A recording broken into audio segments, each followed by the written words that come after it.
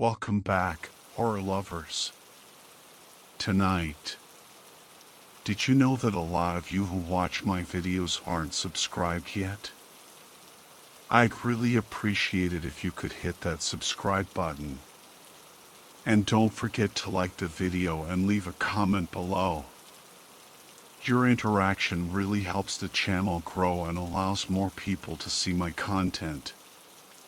Thanks so much for your support. To be honest, the dark web always creeped me out. Sure, it was fascinating, but I was no tech whiz.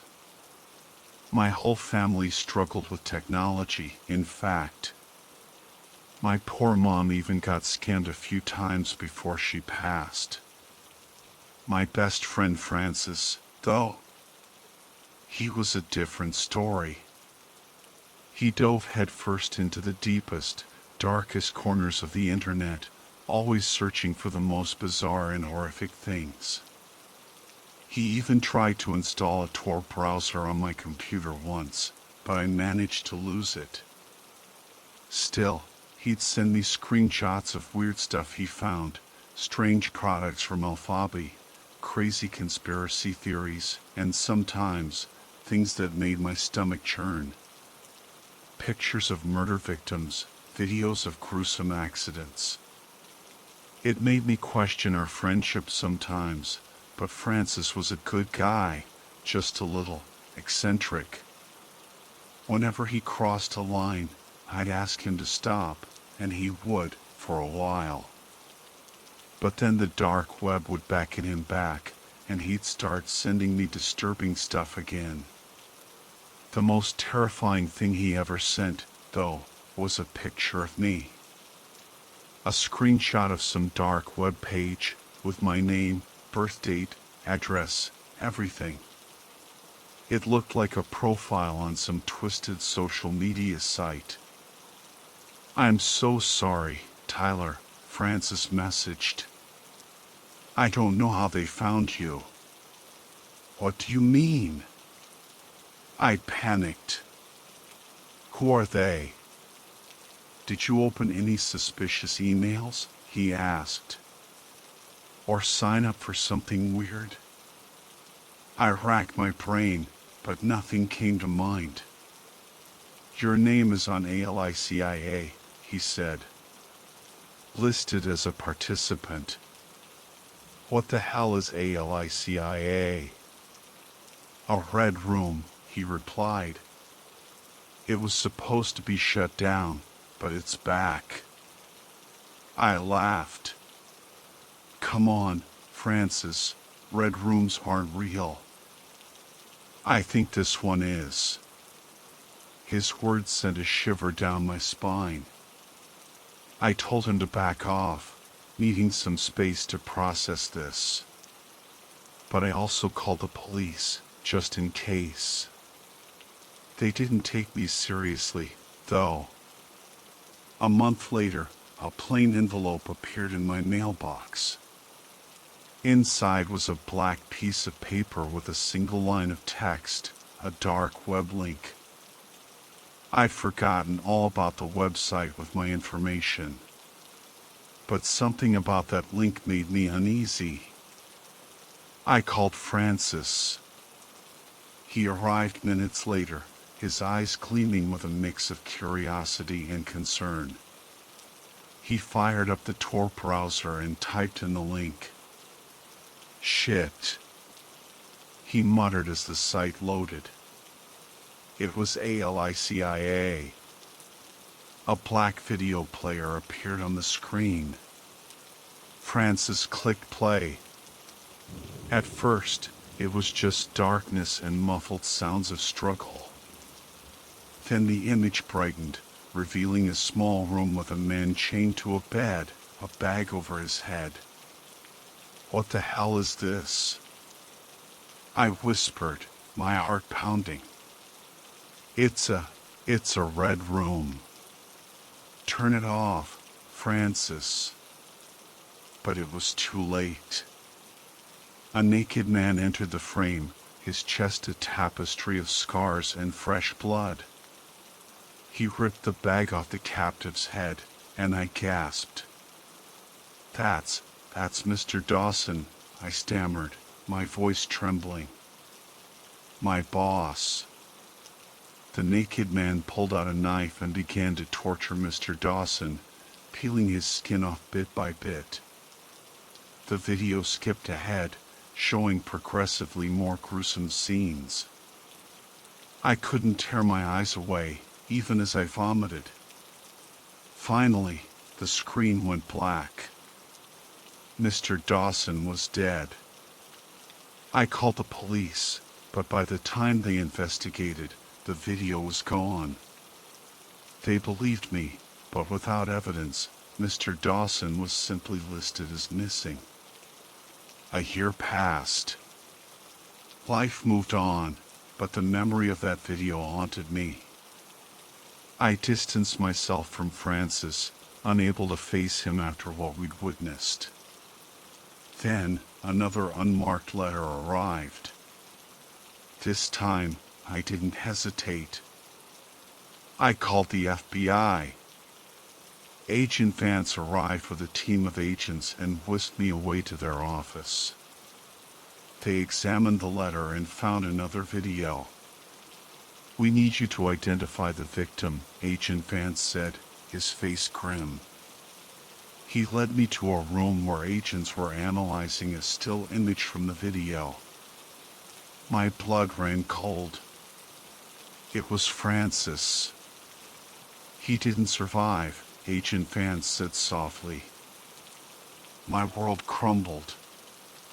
The FBI promised to protect me, but the letters kept coming. My ex-girlfriend, a former coworker, one by one, the people I knew were tortured and killed on those horrific videos.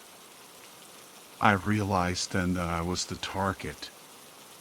This was mental torture, designed to break me.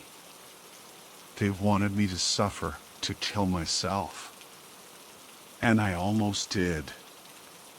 I sat with a gun to my head, ready to end it all. Then the phone rang. An unknown number. "Hello?" I croaked. "Not like that," a distorted voice chuckled. "You need to record it properly." I looked at my computer camera. They were watching. "So all I have to do is kill myself, and it ends?" I asked, my voice hollow. "Yes," the voice replied. "Face the camera when you do it. You have 15 minutes. I have no choice. I can't let anyone else die. I just pray that it ends with me."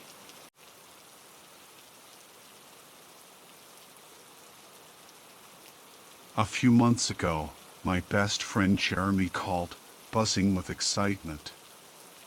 "You gotta see this new thing I found online," he said, his voice practically vibrating with mischief. Jeremy, even as an adult, still had the childlike enthusiasm that made it impossible to say no. He showed up at my door later that day, a flash drive clutched in his hand, a mischievous grin plastered across his face. He didn't even bother taking off his shoes before rushing to my laptop and plugging it in. So much for saying hello. What if I was naked? I teased, but I couldn't help but smile back. "Shut up and come sit down," he retorted playfully. Okay, I'm sorry for barging in." "Sure you are," I laughed, heading to the kitchen. "I'll make some tea." 10 minutes later, I returned with 2 steaming mugs. My jaw dropped when I saw my laptop screen. It was running a completely foreign operating system. "What the hell is this, Jeremy?" I asked, my voice sharp with worry. "Is this going to mess up my computer? You know I can't afford a new one." Relax, I tested it on mine first, he reassured me. It'll go back to normal once I remove the flash drive. I reluctantly agreed, and we watched as the strange OS loaded. The home screen was a solid blue, with just two icons, a web browser and a VPN. A search bar sat in the corner, but it didn't seem to work. Jeremy took over, his fingers flying across the keyboard. He opened the browser and typed a string of random characters into a search engine I'd never seen before. A Wikipedia page popped up, filled with links to sites with disturbing names like the Credit Card Company, Guns Are Great, and the One Stop Shop. Some were just plain disgusting. He quickly found what he was looking for, a link called the Gore Store. Jeremy had always been fascinated by gore, something I never understood. It's probably fake anyway, I muttered as the page loaded. The screen filled with gruesome images of mutilated bodies and videos of people being killed in horrific ways. I gagged and ran to the bathroom, Jeremy's laughter echoing behind me. When I returned, he was back on the Wikipedia page, his eyes scanning the links. "Look what I found," he said, a triumphant grin spreading across his face. "I think you'll actually like this one." He clicked a link simply labeled Eyes. I braced myself for something horrific, but instead, it was a professional-looking website selling contact lenses. Odd for the dark web, but nothing too disturbing. I browsed their selection and ended up asking Jeremy to buy me a pair. He chuckled and obliged. Jeremy left with the flash drive, promising to return in a week or two. He ordered the contacts, and they were supposed to arrive in 3 weeks. 2 days later, a package arrived at my doorstep. Inside were the bright green contacts with a blue fade. They were stunning. I knew I should wait for Jeremy, but I couldn't resist. I put them in, surprised by how easily they slid into place. I called Jeremy to tell him, but he didn't answer. I figured he was busy and would call back later. I admired my new eye color, snapping selfies and updating my social media. Later, as I was making lasagna for dinner, something flickered in my peripheral vision. I looked around, but saw nothing. I shrugged it off, thinking my eyes were playing tricks on me. But when I glanced at the cooked lasagna noodles I'd set aside, a wave of nausea washed over me. They had transformed into writhing maggots, each as big as my thumb. I screamed, grabbing a broom and sweeping them into the trash. My appetite gone, I decided to take a relaxing bath. I lit candles and sank into the hot water, trying to calm my nerves. "What just happened?" I whispered. Those maggots were real. I opened my eyes and gasped. The bathwater was blood red, and the candles had all gone out. I jumped out, heart pounding. When I turned on the light, the water was clear again, but I wasn't getting back in. I brushed my teeth, and as I looked in the mirror, a cold dread gripped me. My reflection wasn't holding a toothbrush. It was swaying, a wicked grin on its face. It reached out and tore out its own eyeballs, the contacts dangling from their sockets. It licked one, the sound of crunching plastic echoing in the silent bathroom. Blood streamed down its face. I stumbled back to my bedroom, covering all the mirrors in my house. I tried to remove the contacts, but they wouldn't budge. I couldn't sleep with them in, but I couldn't get them out. I went to the living room, the only room without mirrors. As I reached for the remote, a searing pain shot through my hand. It was covered in deep cuts. The remote's buttons had become razor sharp. I kicked the remote away, and the TV flickered on.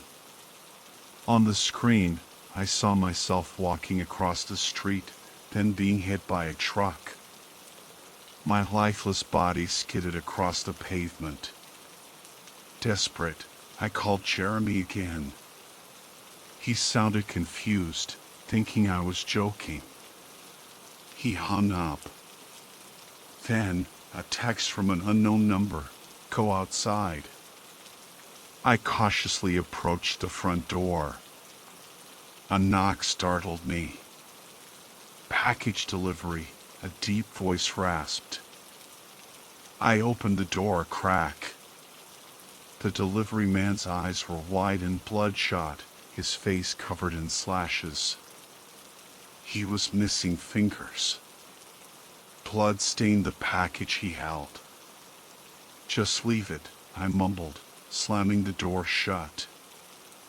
I retreated to my room, the stairs now inexplicably filled with protruding nails. I limped, leaving a trail of blood. In the bathroom mirror, my reflection was a horrifying sight, flesh hanging from its face, neck snapped, a noose around its neck. Black tar dripped from its mouth, and its eyes were empty sockets. I haven't slept in days. The food is rotting. My surroundings are becoming increasingly dangerous. I received another package, a gift. Inside was a note. "Not all eyes are meant to be a prize. The contacts you contain will show the other side. You can live with this vision or choose your demise. I left you a gift, now you can decide." 1. Below the note was a neatly coiled noose. I knew going on the dark web was a bad idea.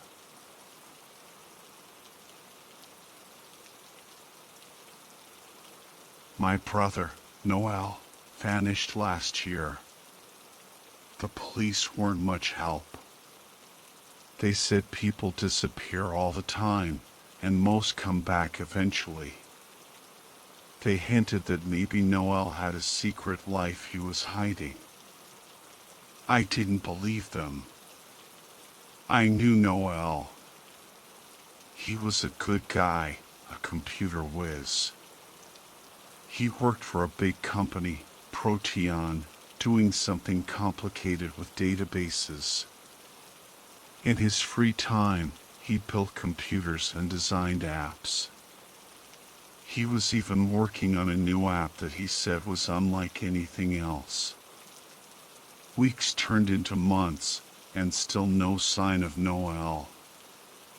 I tried to find clues on his computer, but it was like searching for a needle in a haystack.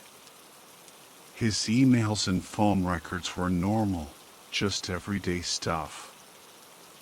I even talked to the other programmer he was working with, but that guy was creepy and unhelpful. He was a Satanist who wouldn't even look me in the eye. I was starting to lose hope. Then, one night, I noticed a strange icon on Noel's computer. It looked like a purple onion. When I clicked it, a program called Tor Browser opened up. Noel had mentioned it before, saying it was a super private way to use the internet. Suddenly, my phone buzzed.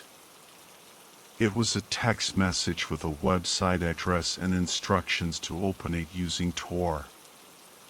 Another message warned me not to tell anyone. Then I saw the little red light on Noel's webcam. Someone was watching me. I typed in the address.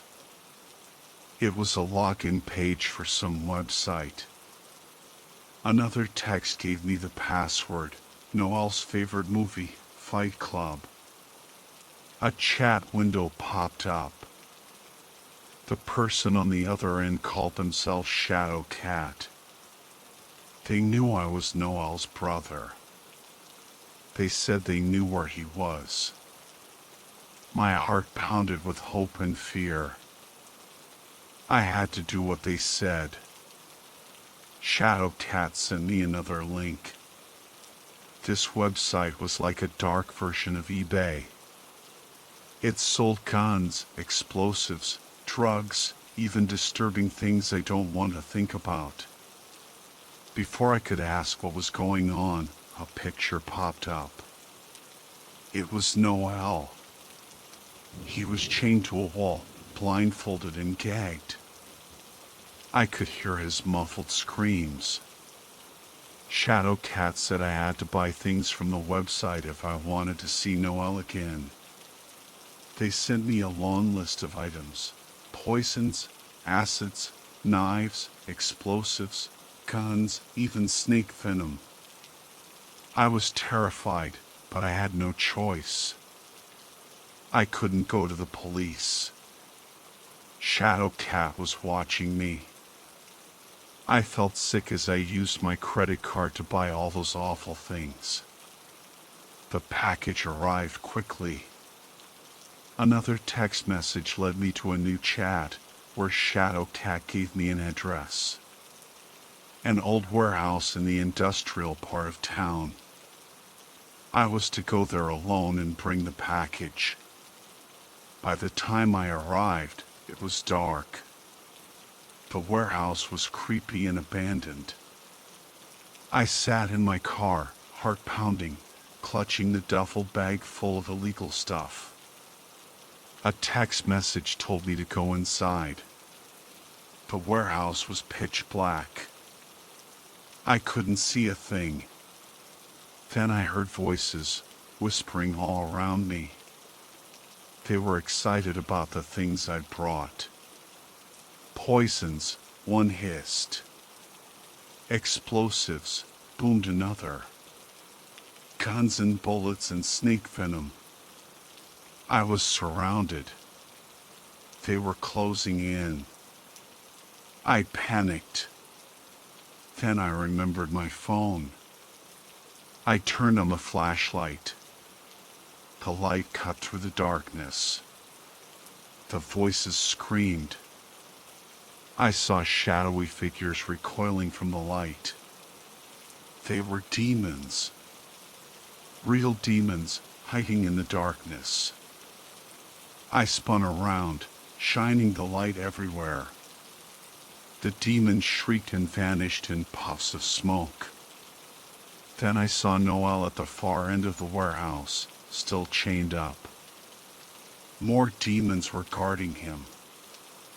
I ran towards Noel, shining the light and scattering the demons. I had brought bolt cutters, just in case. I cut through the chains and ripped off his blindfold and gag. He was barely conscious. I slapped him awake. "Hold this light," I yelled, shoving my phone into his hand. "Keep them away." He looked confused, but he did what I said. I worked on freeing his ankles while he fended off the demons with the light. We had to get out of there. Finally, he was free. We ran for the door, the flashlight beam our only weapon against the creatures of darkness. We burst out into the night and raced back to my car. We had escaped. But I knew it wasn't over. We thought we were safe, but we were wrong. Those demons, they weren't bound to that warehouse. They followed us. I took the bag of weapons and other nasty stuff to the police station and left it there anonymously. But it didn't matter. The demons were after us, angry that we had escaped and taken their treasures. Noel and I, we live in fear now. We keep our lights on all the time, day and night. We sleep during the day and stay awake when it's dark, surrounded by light. You might think we're crazy, but we've seen things you wouldn't believe. Those demons, they lurk in the shadows. They're always there, waiting. Every time the lights flicker, every time a bulb burns out, I feel a surge of terror. What if there's a blackout? What if the darkness comes and they get us? I can see them sometimes, in the corners of my vision. Waiting. Watching. Patient. They're waiting for the darkness to fall.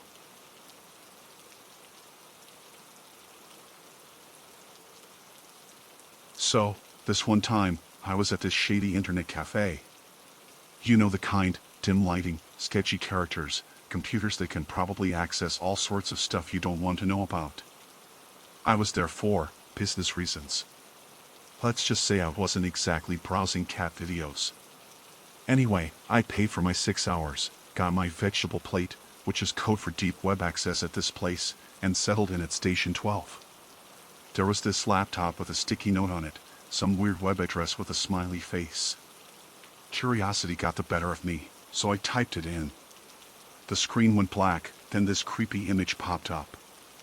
Some kind of altar in a barn, pentagram on the floor, weird symbols everywhere. Then, this prompt appears on the screen. ch__ch. What's missing from church? I'm like, okay, this is weird, but kind of funny. So I type in the answer, you are. The screen says, yes. You are. Then, there are these blinding flashes, and I swear I saw waves of something, like energy or something, coming from the screen. I might have even blacked out for a second. When I could see again, the screen showed that same altar, but now there were these video feeds of people tied to chairs. Their throats were slit, blood pouring out. It was messed up, but I thought it was some elaborate prank. Clever, but still a prank. Then, I saw it. One of the video feeds showed me. My own face, staring back at me from the screen. Live. That's when I started to freak out. I glanced around the cafe, and that's when I realized the other guys in the room were the same ones from the video feeds. They were all slumped over, blood dripping from their necks. It wasn't a prank. This was real. The old Asian guy who'd been there when I arrived was sitting in front of me, gasping for air, blood gurgling in his throat.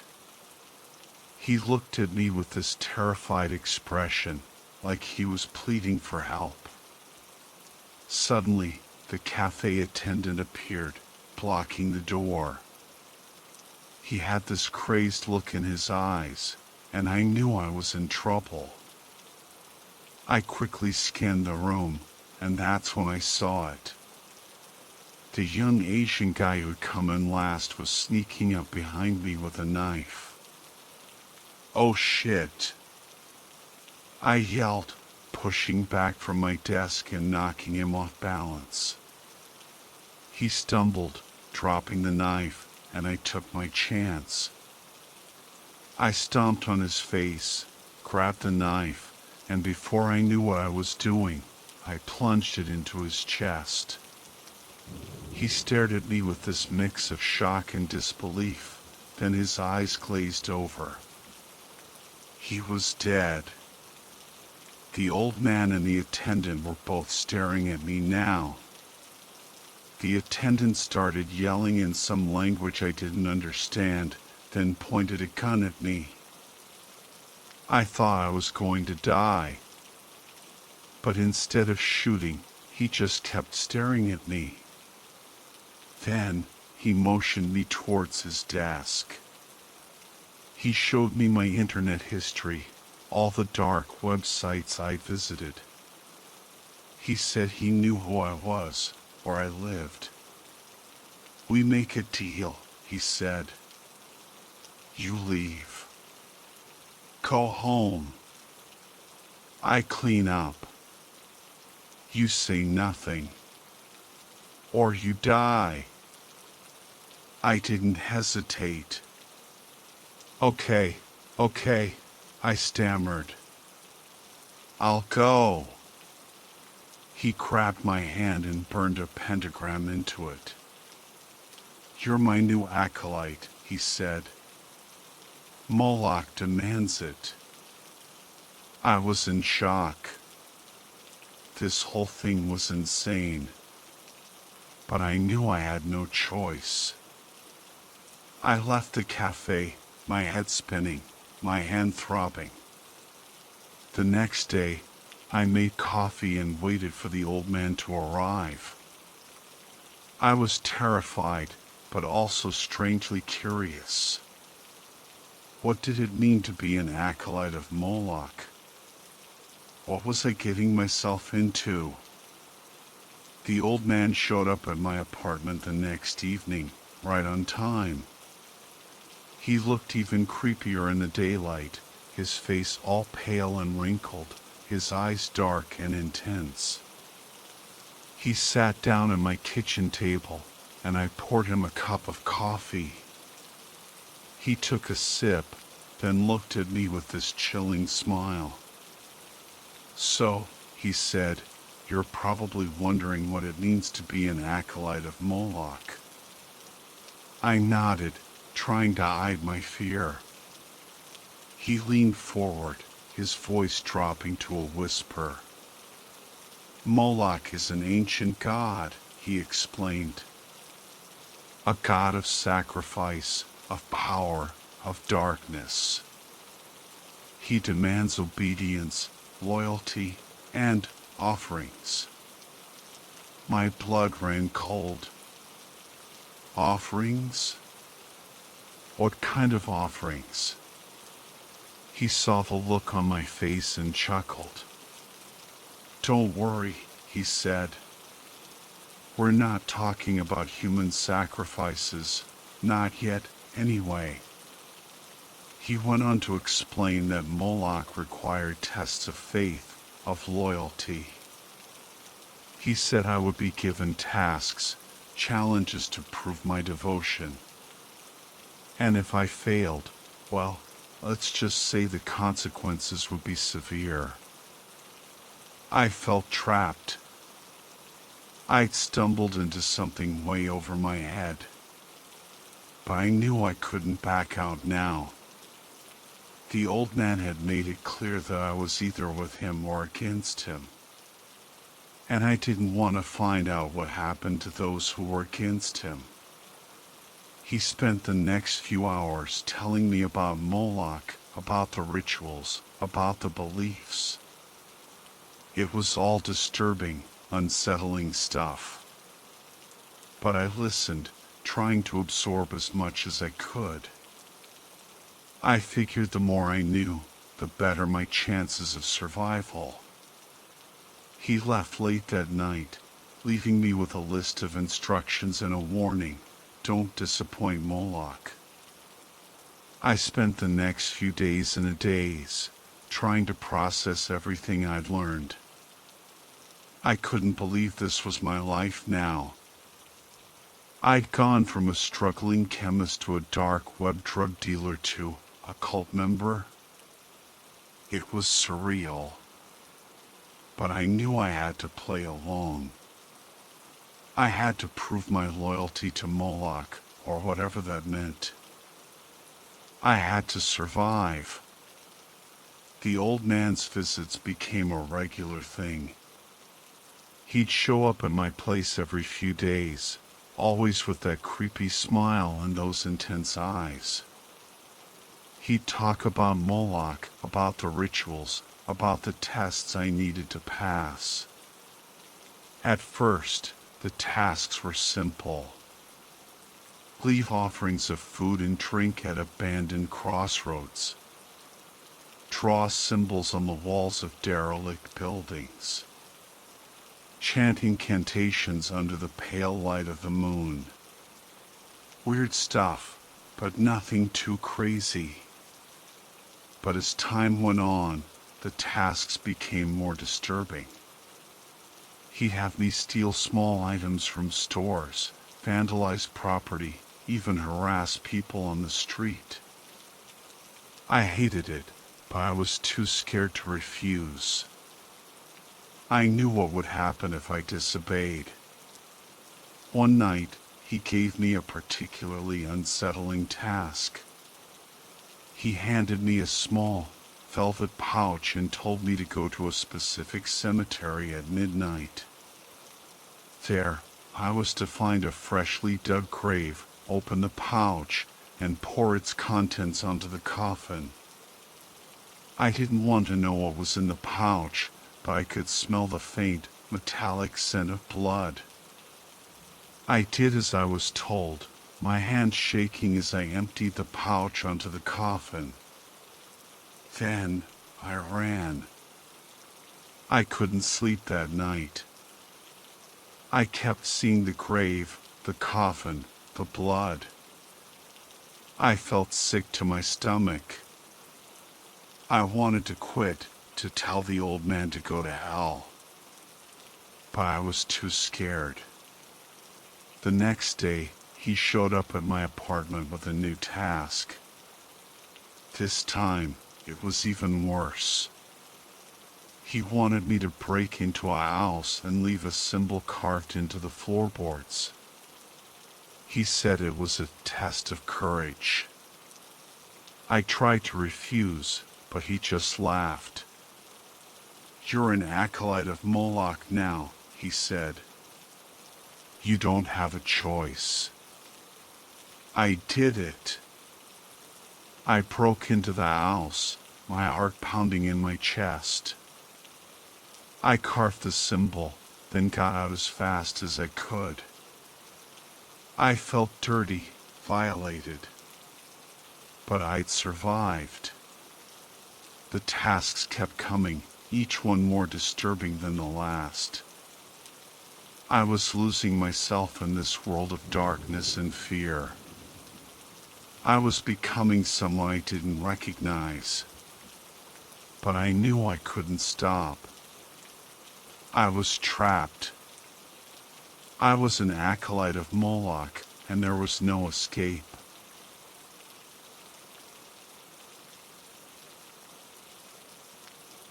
Okay, so like every other bored teenager with too much time on their hands, I got sucked into the deep web. You know, back when the internet was still the Wild West and everyone thought they were anonymous. Spoiler alert, they weren't. My senior year of high school was pretty lonely, so I spent most of my time online. My friend Brian got me into exploring the deep web using Tor. He made it sound like this amazing place where you could find anything, movies, games, you name it. And yeah, there was a lot of crazy stuff down there. But I stayed away from the really bad stuff, like child porn and gore. After graduation, I had 3 months with nothing to do but explore the deep web. I was like a kid in a candy store, hopping from site to site, seeing what I could find. Most of it was pretty boring, but it was still fun to poke around. One day, Brian showed me this trick to find websites based on location. I started checking out sites near me, and that's when I stumbled across this one really weird site. It was ugly as hell, with a black background and the words #1 devotee repeating over and over. The links were hidden, and it took me forever to figure out how to navigate. But eventually, I found a chat room. It was full of people with generic names like Brad and Tim, and all they talked about was someone called Perfection. They were obsessed with this person, praising everything they did. It was kind of creepy, but I was curious, so I kept exploring. The website had all these weird links. One led to a page with sound clips, just random everyday noises, like a car door slamming or a toilet flushing. It was bizarre. I figured these people were recording every little sound perfection made, like it was some kind of holy relic. Another link took me to a document archive. There were hundreds of files, stories about perfection, blueprints for a house, inventories of weird stuff like used tissues and fruit rinds. It was getting seriously creepy. These people were obsessed to the point of insanity. There was even a forum dedicated to perfection, with thousands of threads about every little detail of their life. It was overwhelming. I started to feel like I was intruding on something private, something I shouldn't be seeing.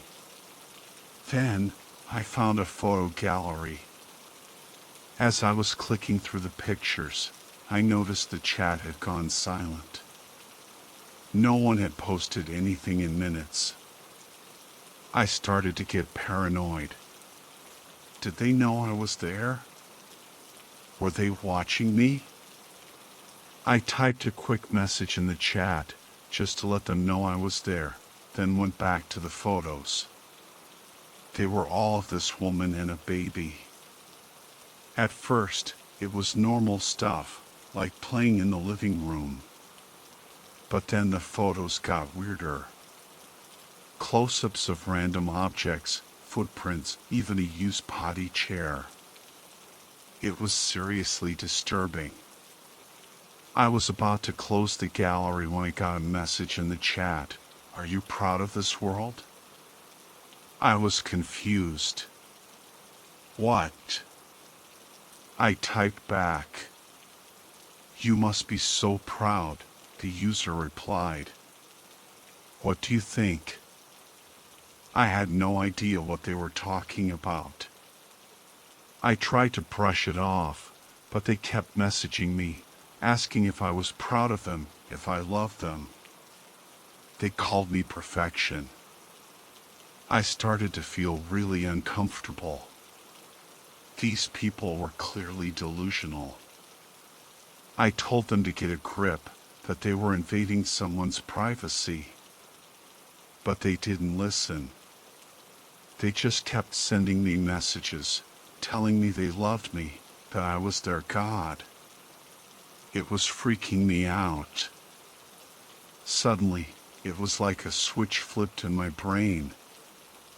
I felt this wave of dread wash over me, and my heart started pounding. I went back to the photo gallery, and that's when I saw it. The woman in the photos, she looked familiar. Really familiar. And the more I looked, the more I realized it was my own mom. I scrolled through the photos, and the baby grew older. It was me. They had pictures of me as a toddler, as a kid, even as a teenager. And the photos weren't just from public places. They were from inside my house. I frantically checked the item catalog. There was a list of all my old toys, my clothes, even the freaking condoms I'd flushed down the toilet in 9th grade. They had samples of my feces from our septic tank. My old report cards. A Valentine's Day card I'd thrown away. The chat was blowing up with messages. I love you, they said. You are my perfection. I'll never leave you. I ripped the power cord out of the wall and jumped out of my chair. I ran around the house, locking every door and window, checking every closet and under every bed. I was terrified. These people, whoever they were, had been spying on me my entire life. I ended up hiding in my closet, curled up under a blanket, until I fell asleep. When I woke up, I took my computer apart and buried it in the woods. I told my parents it had caught fire. They bought me a new one, but I could barely bring myself to use it. I never went back to the deep web. I developed agoraphobia and barely left the house. I was constantly paranoid, always looking over my shoulder, convinced that someone was watching me. It's been years, but I still haven't fully recovered. I still get anxious when things go missing around the house. I still have nightmares about that website, about those messages, about the realization that I was the target of their obsession. It's been almost 5 years since that summer. 5 years since I stumbled into that dark corner of the internet and discovered the horrifying truth about perfection. 5 years of living with the fear, the paranoia, the knowledge that someone, somewhere, had been watching me my entire life. I've tried to move on, to put it all behind me. But it's not that easy. The memories still haunt me. The faces in the chat room, the creepy photos, the messages of love and devotion, they're all burned into my brain. I've changed. I'm not the same carefree teenager I was back then. I'm cautious, guarded, always on edge. I rarely go out in public, and when I do, I wear disguises, trying to blend in, to disappear. I know it's probably irrational, but I can't shake the feeling that they're still out there. That they're still watching me, waiting for the right moment to strike. I know they dug up my computer from its grave in the woods. I don't know when or how, but I know they did. I've tried to find them, to understand why they're so obsessed with me.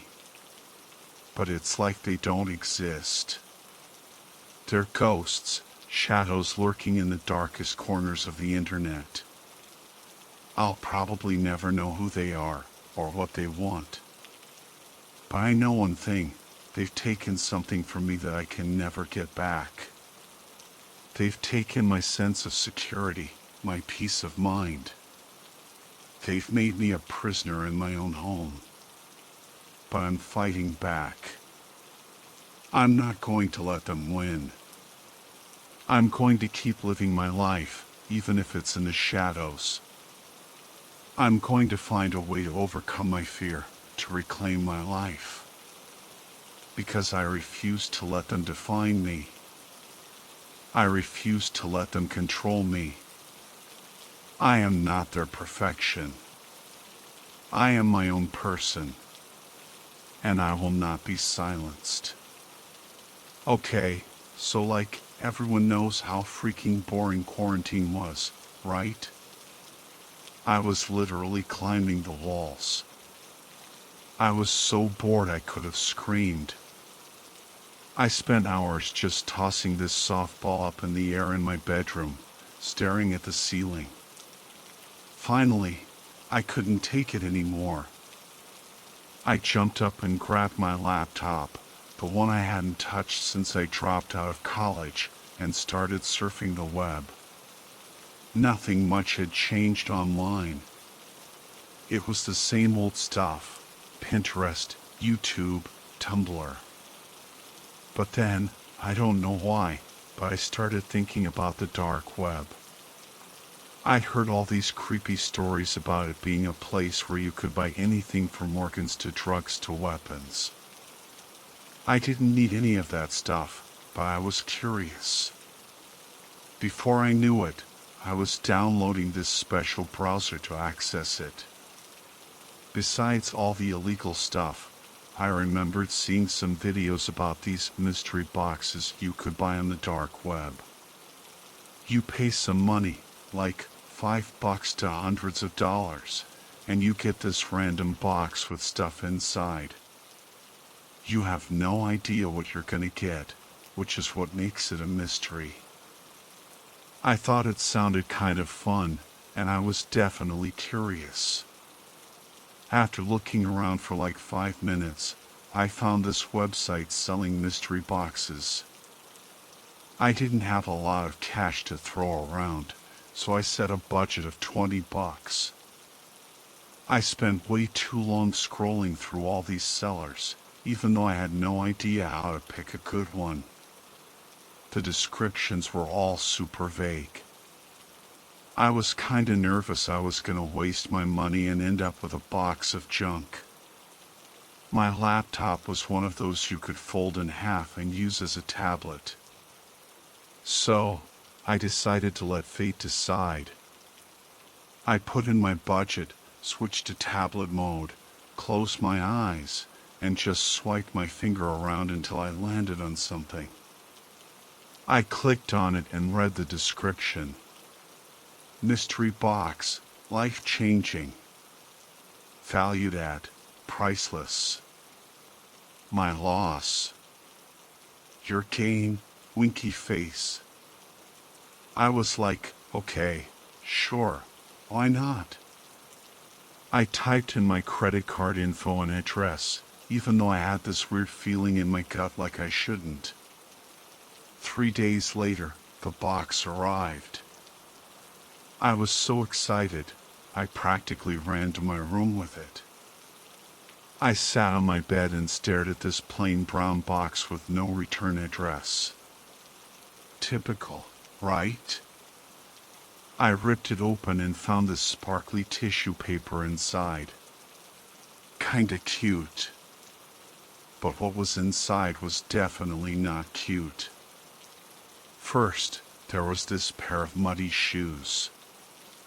No big deal, I guess, but they looked brand new, which was weird.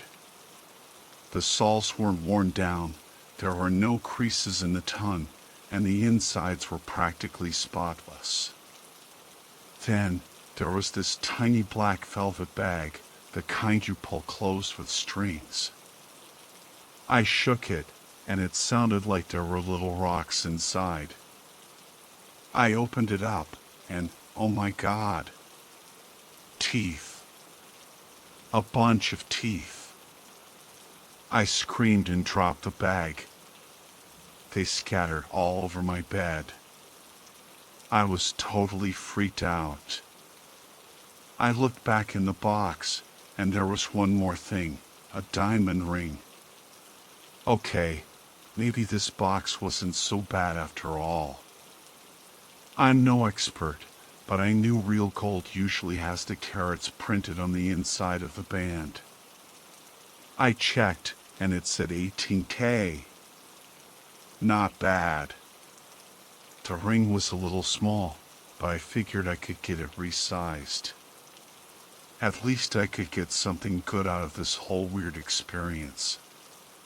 The next day, I took the ring to a jewelry store to make sure it was real. They confirmed it was, so I paid to have it resized. A day later, I was rocking my new bling. I was actually pretty happy with the ring, so I decided to leave a review for the seller. But when I tried to go back to the website, my laptop completely froze. I tried everything to get it to work again, but nothing helped. Finally, I just gave up and let it do its thing. An hour later, it finally restarted. I figured it was just some weird update or something. I didn't bother going back to the website. I was just glad my laptop was working again. Later that day, I was chilling at home when I heard a knock on the door. I opened it, and there was this huge dude standing there. I was kinda scared, so I just peeked my head out and tapped my hand on the door. He asked if I was, your name, and I said yes. Then he asked me to come down to the station with him to answer some questions. I was like, what station? And he said, the police station. I noticed he was staring at my hand, the one with the ring on it. I quickly pulled it back, totally confused. I was too scared to argue, so I went with him. At the station, they took me to this small room with a desk, 3 chairs, and a video camera in the corner. This cop started asking me all these questions, where I was on certain nights 3 years ago, 8 months ago, if I knew this woman named Selena Ramos, if I knew another woman named Melody Stacy. It was all super overwhelming, but I answered everything. I knew I hadn't done anything wrong, so I figured the faster I answered, the faster I could go home. But the questions went on for hours. He kept asking the same things in different ways, like he was trying to trick me. He asked to search my apartment, take my fingerprints, all that stuff. I agreed because, again, I had nothing to hide. When I tried to explain about the mystery box, they didn't believe me. They said they checked my computer, and there was no evidence of me ever going on the dark web or buying anything from a seller called Wolves 384. The cop was like, "We're not buying your bullshit. Just face it. We got you." That's when I totally lost it. I was like, wait, what? Wolves 384? How did you know that name? I couldn't even remember it. The cop looked like he was about to choke. He said, "You told me. Back at your apartment." I was like, "No way. I didn't say anything. You didn't even tell me why you were there. Why would I randomly bring that up?" Just then, another detective walked in and interrupted us. He didn't say much, just that I was under arrest for kidnapping, murder, false imprisonment. I couldn't even process it all. Everything started to get blurry, and I felt like I was gonna throw up. I just talked to my lawyer, and he said they have a really strong case against me. They found Selena's teeth in my place, they caught me with Melody's wedding ring, and the shoes from the box matched footprints at Melody's crime scene. They even found these gruesome photos on my laptop of their bodies. And my search history was full of incriminating stuff, like how to frame someone for murder, how to fake internet searches, how to hack a computer. On top of all that, they have an anonymous tip saying I confessed to the murders when I was drunk one night. I don't even drink.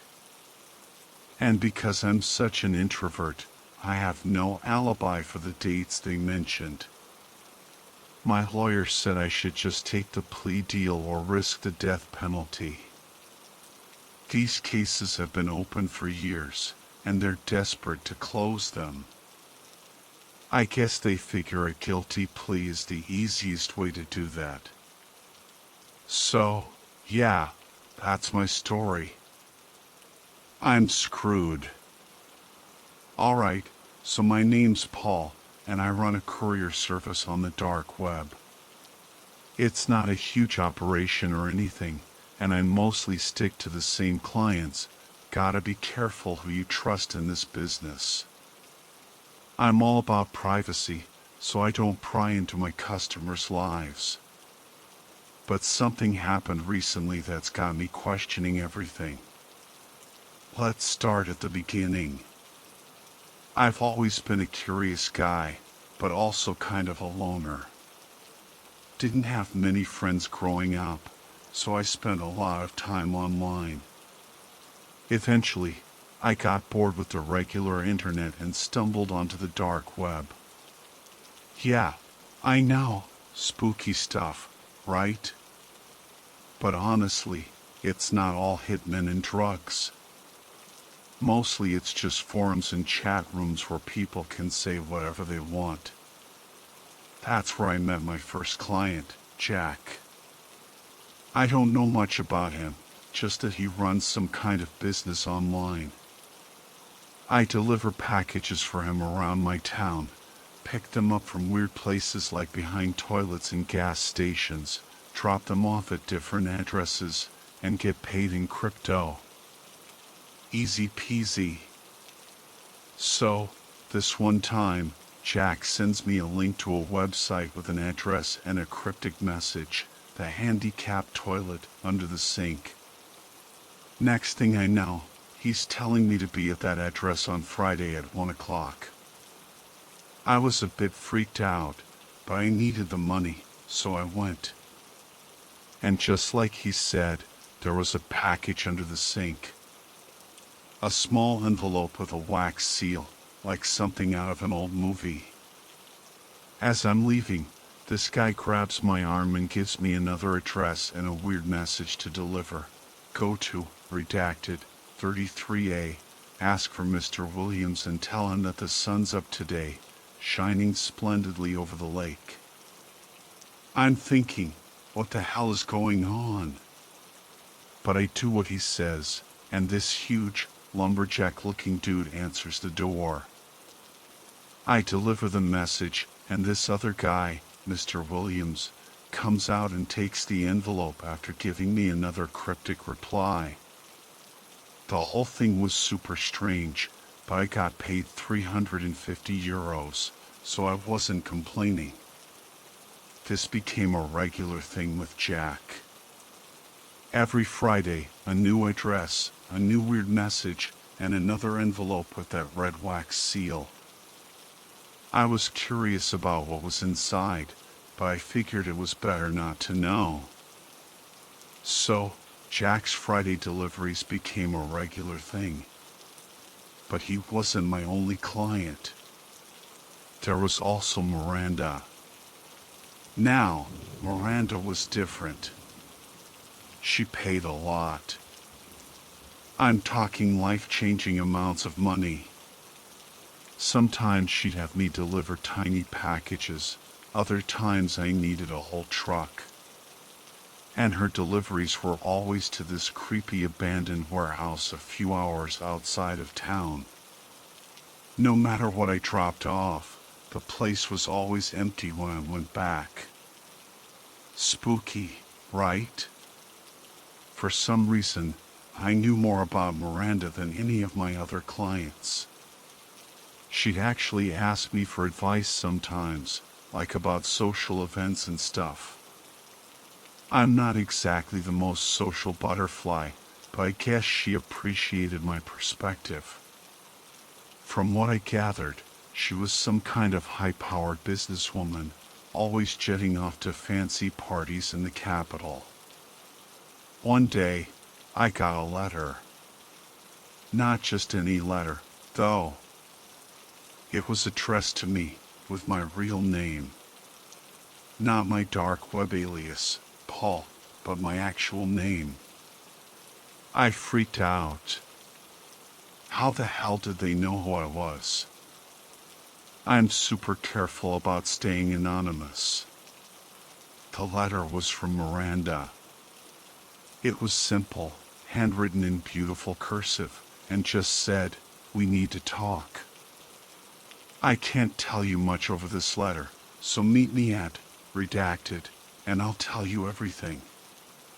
Now, I know I should have ignored it, but curiosity got the better of me. I had to know what was going on. So, I told my parents I had a business meeting and drove down to the address she gave me. It was this fancy modern house on the coast. Miranda, this tall, blonde woman, answered the door and invited me in. She was all business. Told me she had a super important package she needed delivered, and she'd pay me double my usual rate. Of course, I said yes. Who wouldn't? But when I asked what was in the package, she shut me down. "None of your business," she said. "Just deliver it quickly and safely." I got the feeling this was something big. After that meeting, things started to get even weirder. Remember Jack and his weekly deliveries? Well, one Friday, instead of the usual envelope, he sent a pearl white box with the words "to the man who supplies" written on it. I had no idea what that meant, and I didn't get any answers from Jack when I asked. So, I threw it away. Then, the next week, the same box appeared again. I threw that one away too. I figured it was some kind of trap or something. Why would anyone send me a gift? I'm just a courier. But then, on the next Friday, when I went to the gas station for Jack's usual delivery, there was no envelope.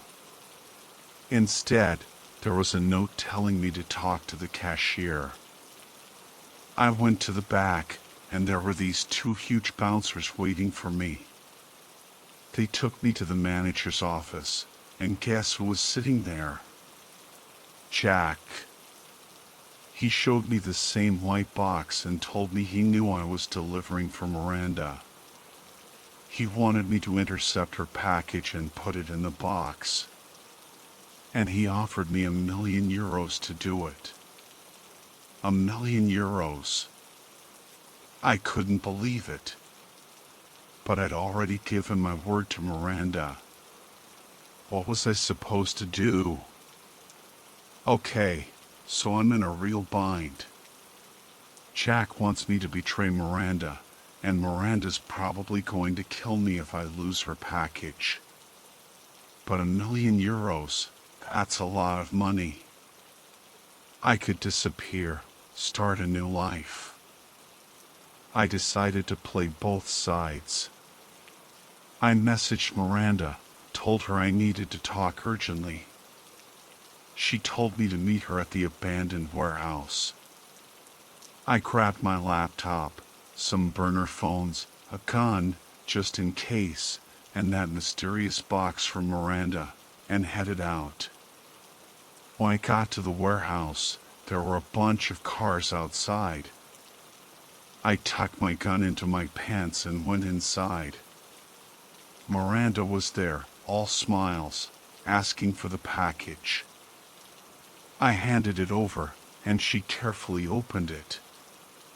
Inside was another box, this one made of glass, with a small, pulsating purple ball inside. "This," she said, "is the first confirmed black matter piece created by humans." I thought she was joking. Black matter? Seriously? But she was dead serious. Apparently, this thing was incredibly valuable. No wonder Jack wanted it so badly. I told Miranda about Jack's offer, and she immediately went into business mode. She told me to lure Jack out, and she gave me a fake package to give him. I messaged Jack, told him I had the package, and he told me to meet him at the gas station. I had a really bad feeling about this, but I went anyway. As soon as I pulled up, I got this sense of dread, like something terrible was about to happen. But I ignored it. Big mistake. I walked into the gas station, and bam! Someone hit me from behind. I heard these guys talking about how they were supposed to keep me alive, but I guess they hit me a little too hard. I passed out. When I woke up, I was tied up in some basement. I could hear guys talking outside, saying that the boss was coming. Then, I heard gunshots. The door opened, and this shadowy figure with a gun walked in. I thought I was done for. But the figures said they weren't going to hurt me. They said the boss wanted to talk. Then they picked me up and threw me in a van. We drove for a long time, and I kept passing out. When we finally stopped, I saw Miranda. She was the boss. She had my ropes cut, and then she took me to a cabin by a lake. She told me she needed my help with a project. And that's when she dropped the bomb, time travel. She said that black matter thing was the key to time travel, and she needed my expertise to make it work. She offered me a place on her team, unlimited money, the whole 9 yards. The catch: I had to leave everything behind and disappear. I didn't hesitate. Where do I sign up? I asked. So, there I was, officially dead to the world, working on a top-secret time travel project with unlimited resources. It was surreal. Miranda had faked my death in a gas explosion, and now I was living in this high-tech facility, dedicating my life to something that seemed impossible. And you know what? I actually did it. We invented time travel. Okay, not the kind where you hop into a DeLorean and zoom off to the Wild West, but I managed to send messages back in time. You're reading one right now. Pretty cool, huh? It wasn't easy, though.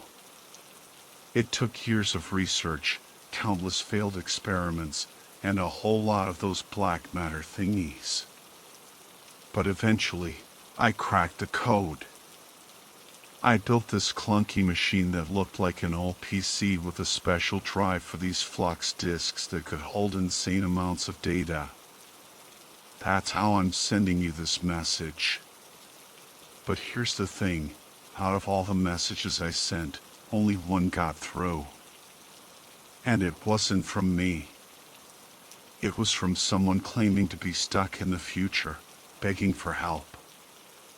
And they called themselves Big Red, which is what my dad used to call me, and what I sometimes used as an online alias.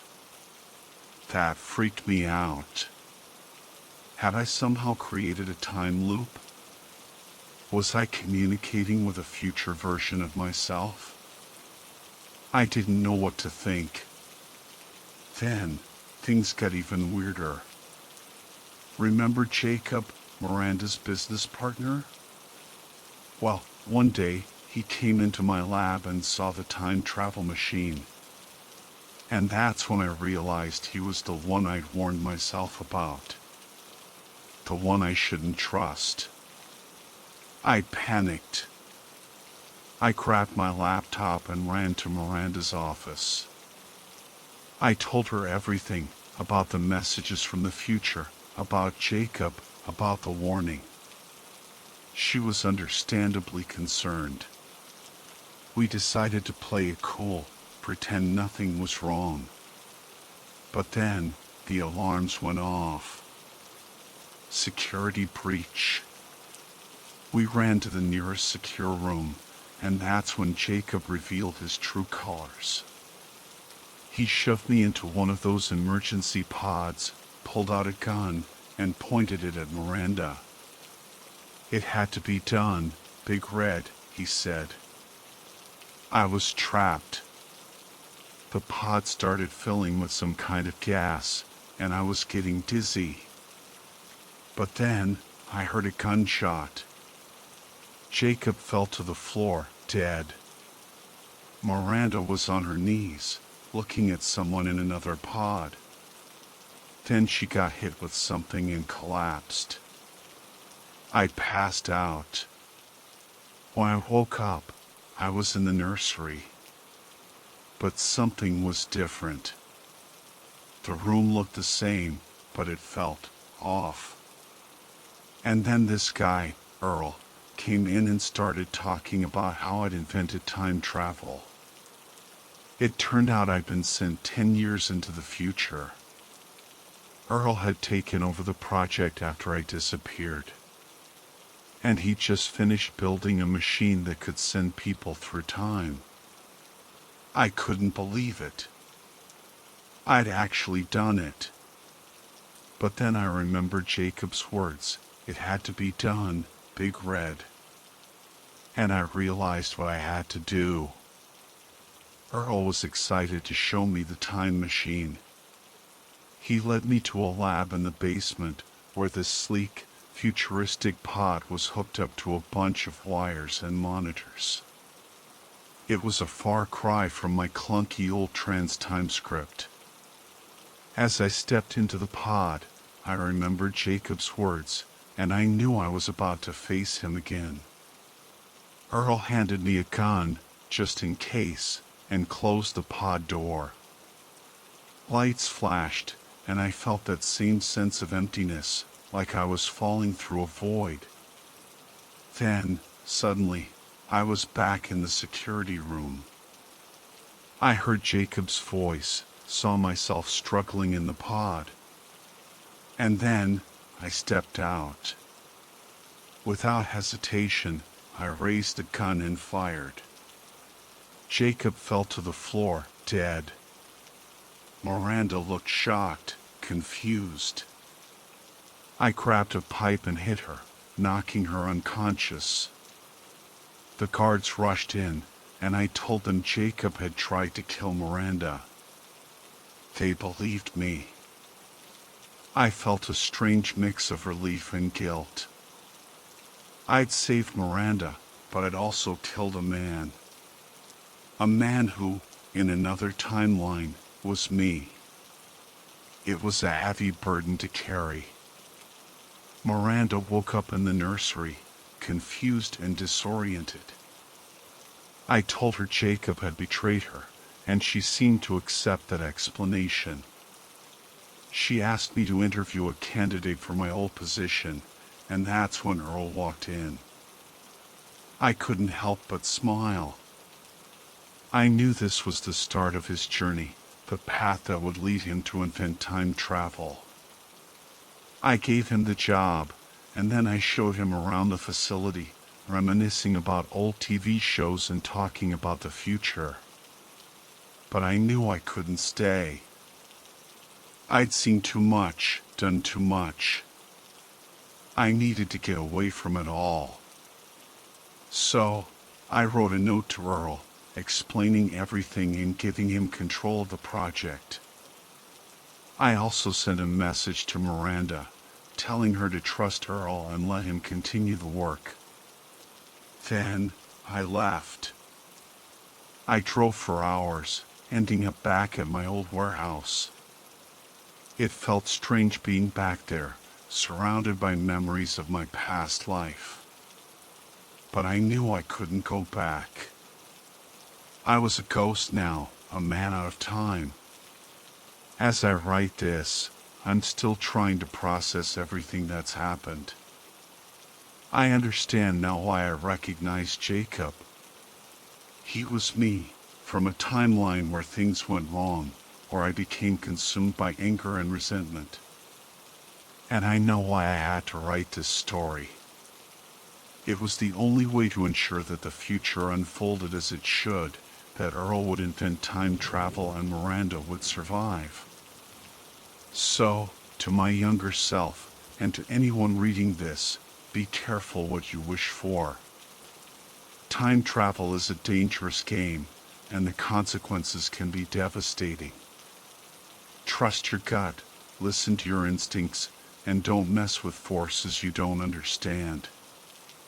And to Earl, my friend, my successor, thank you. Thank you for saving my life, and thank you for carrying on the work. I know you'll do great things.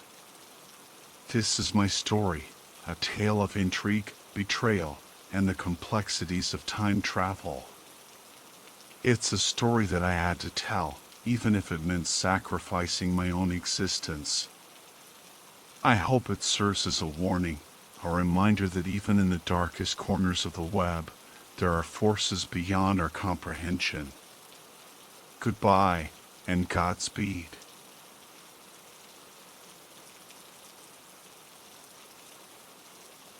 You ever heard of those websites where you answer questions for pennies? Yeah, I've been there. Desperate times, you know? Job interviews were a bust. My roommate moved out, and suddenly my rent doubled. 2 months behind, debt collectors hounding me. I was freaking out. So, I did what any sensible person would do. I went on the dark web looking for easy money. Don't judge me, okay? I was desperate. Anyway, I stumbled across this ad that caught my eye. It was for an online escape game called Master of the Key. The prize? $3,000 for just 30 minutes of my time. Seemed too good to be true, but I figured, what the hell? I clicked the link. Next thing I know, I'm in a chat room with this guy calling himself L, the Game Master. He tells me I have to escape my apartment in under 5 minutes. I'm thinking, is this a joke? But then he says the game has already started, and I need to find a red key in my living room. I'm looking around like, dude, there's no red key here. But he insists it's there. So, I start searching, thinking maybe any red key will do. I check all the drawers, under the couch, everywhere. Nothing. Just as I'm about to give up, I spot this weird reflection near the ceiling. And there it is, a red key hanging from a cord right next to the light bulb. I'm like, what the? How did they get that there?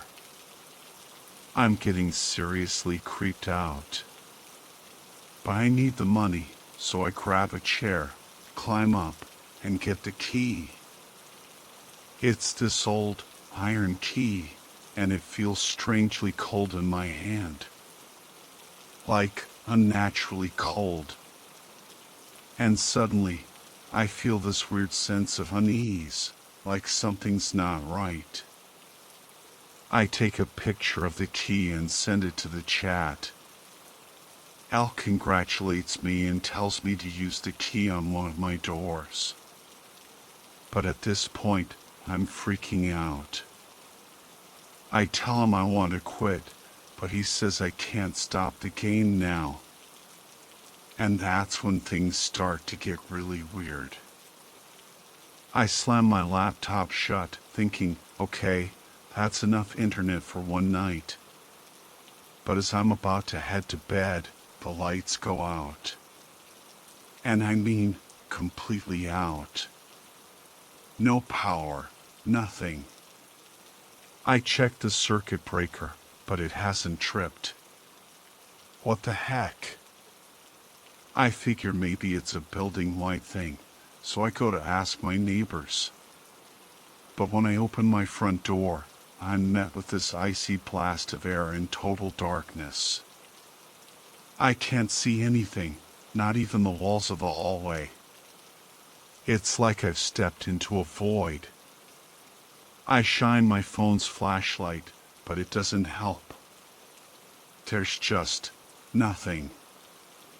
I close the door, totally freaked out. I check the windows, but it's the same thing, pitch black outside. It's like my apartment has been cut off from the rest of the world. I go back to my laptop and see a message from L. You can't stop the game now that it's started, Daniel. He knows my name. I'm officially terrified. I beg him to let me go, but he just says I have to finish the game. I'm trapped in my own apartment, surrounded by darkness, with no way out. I agree to continue, and he tells me to use the red key. I go to the front door, insert the key, and turn it. But when I open the door, nothing changes. Still just darkness and that freezing cold. I go back to the computer, and Al congratulates me. He says I'm ready for the final trial.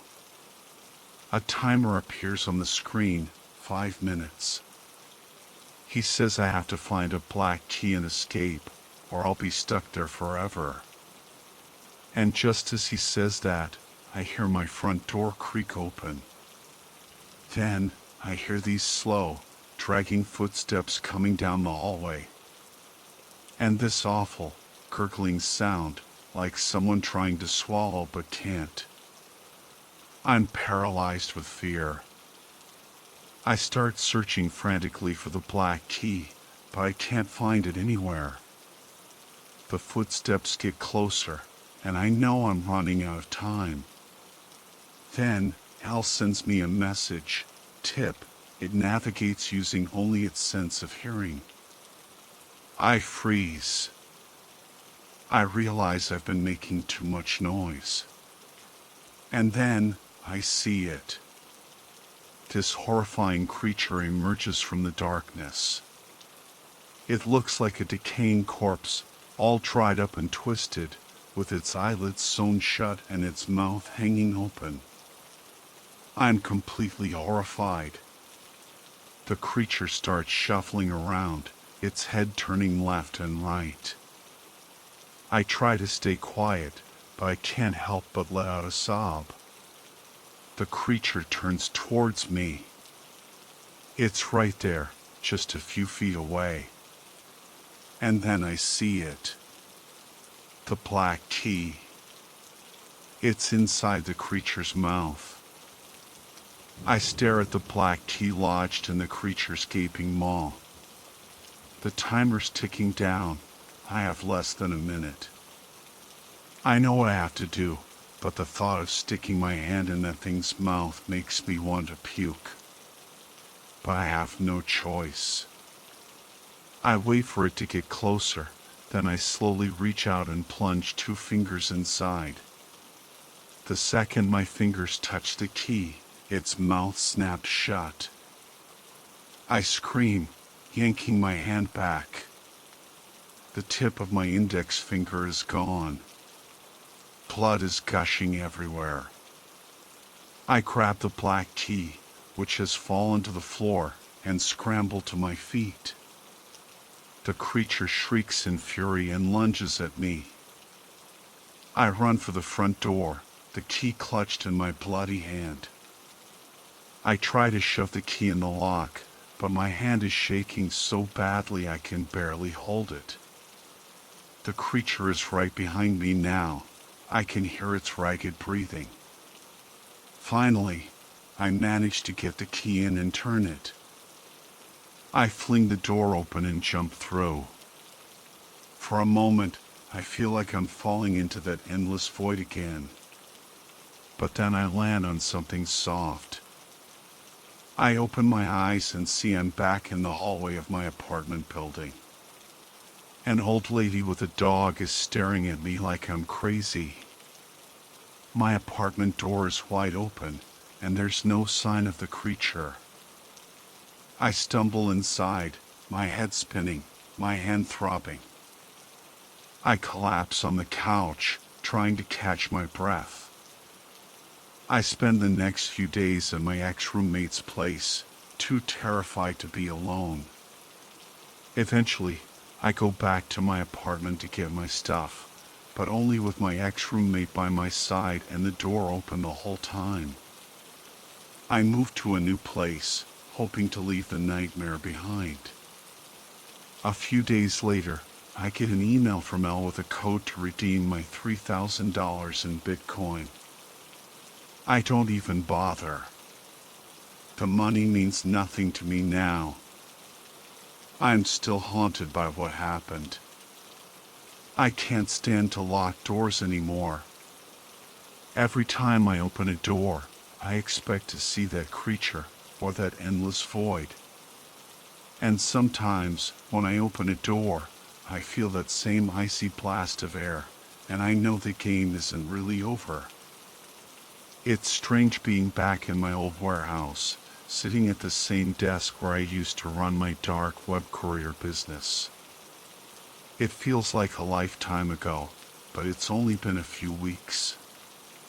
So much has happened, it's hard to believe it's all real. I've been thinking a lot about Jacob. I realize now that he wasn't just some random guy. He was me, from a different timeline. A timeline where I made different choices, where I let anger and resentment consume me. It's a chilling thought to know that I'm capable of becoming someone so ruthless. And I understand now why I had to write this story.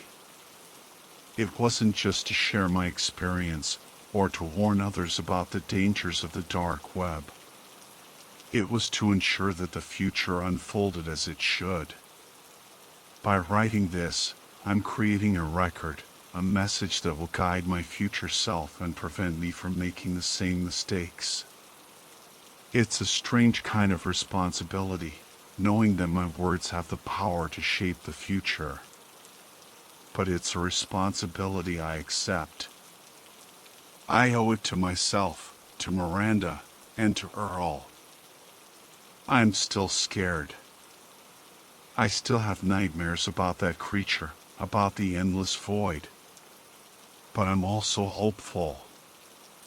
I know that somewhere out there, in another timeline, I succeeded in creating a better future. A future where time travel is possible, where humanity has unlocked the secrets of the universe. And maybe, just maybe, one day I'll be able to travel to that future myself. But for now, I'm content to stay here, in my own time, and try to make the most of the life I have left. I've learned a lot from this experience. I've learned about the dangers of greed and desperation. I've learned about the power of choice and the importance of trust. And I've learned that even in the darkest of times, there's always hope. So, if you're reading this, from whatever time or timeline you may be in, remember this: be kind to yourself, be kind to others, and never give up on your dreams. The future is uncertain, but it's also full of possibilities. Embrace the unknown and never stop exploring.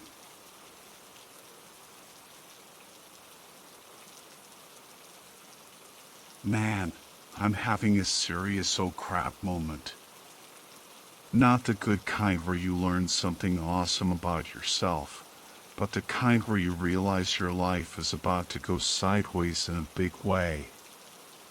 It all started when I found my dad's journal in his study. He always kept this room locked up, and I always wondered what he did in there. Now I know, and I wish I didn't. Turns out, he offed himself.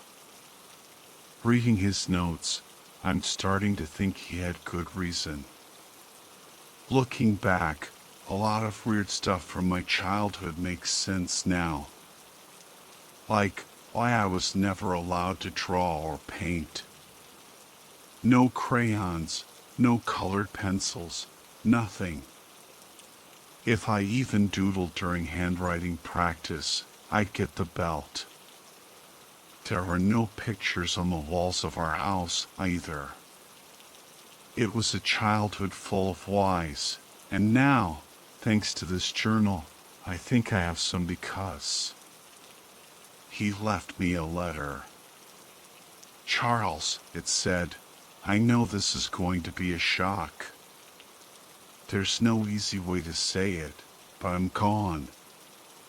No, I didn't slip in the bathtub. I chose this. And before you ask, no, there weren't any other options. You'll find out why soon enough.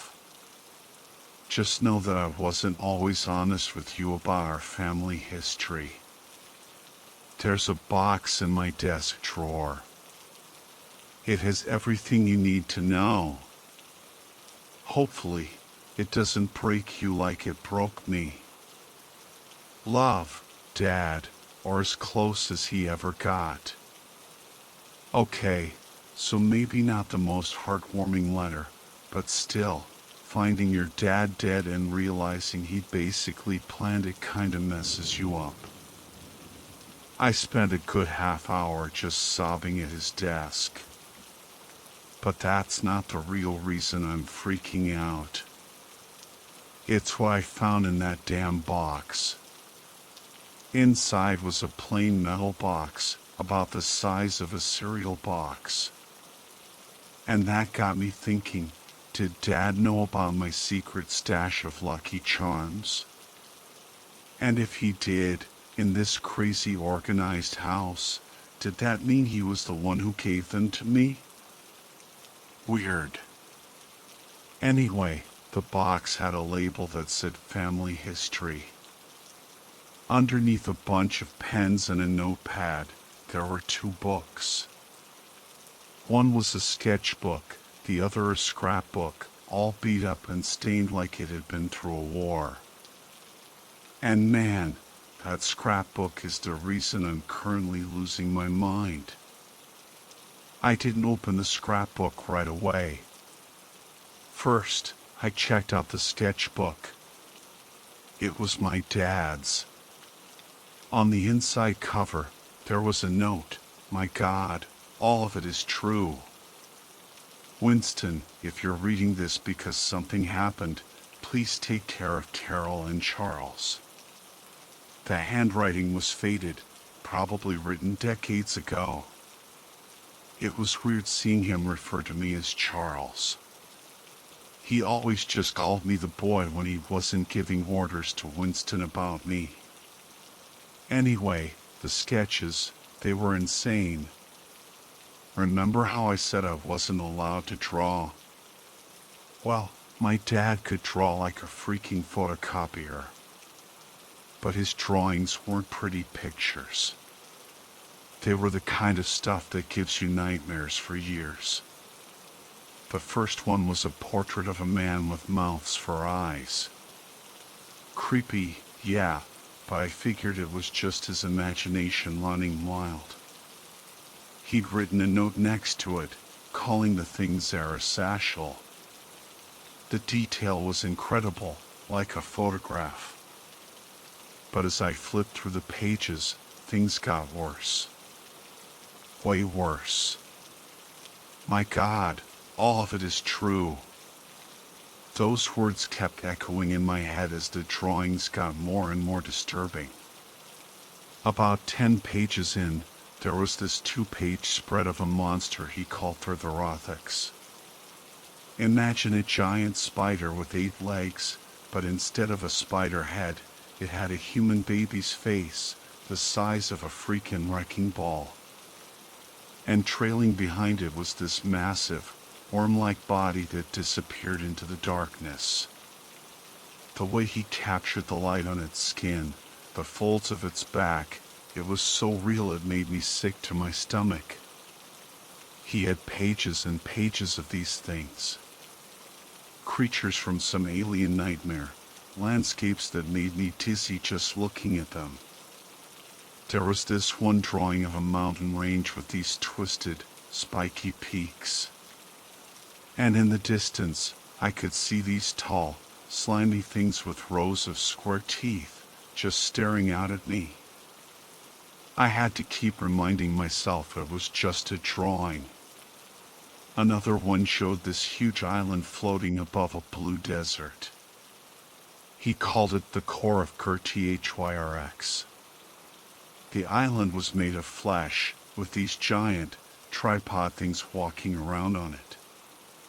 And on top of this massive pillar of dead bodies, there was a throne with a shadowy figure sitting on it. It was terrifying. But the last few pages, those were the ones that made me snap. The drawings were even more detailed, more realistic. It was like he'd spent years working on them. One in particular was just page after page of eyes.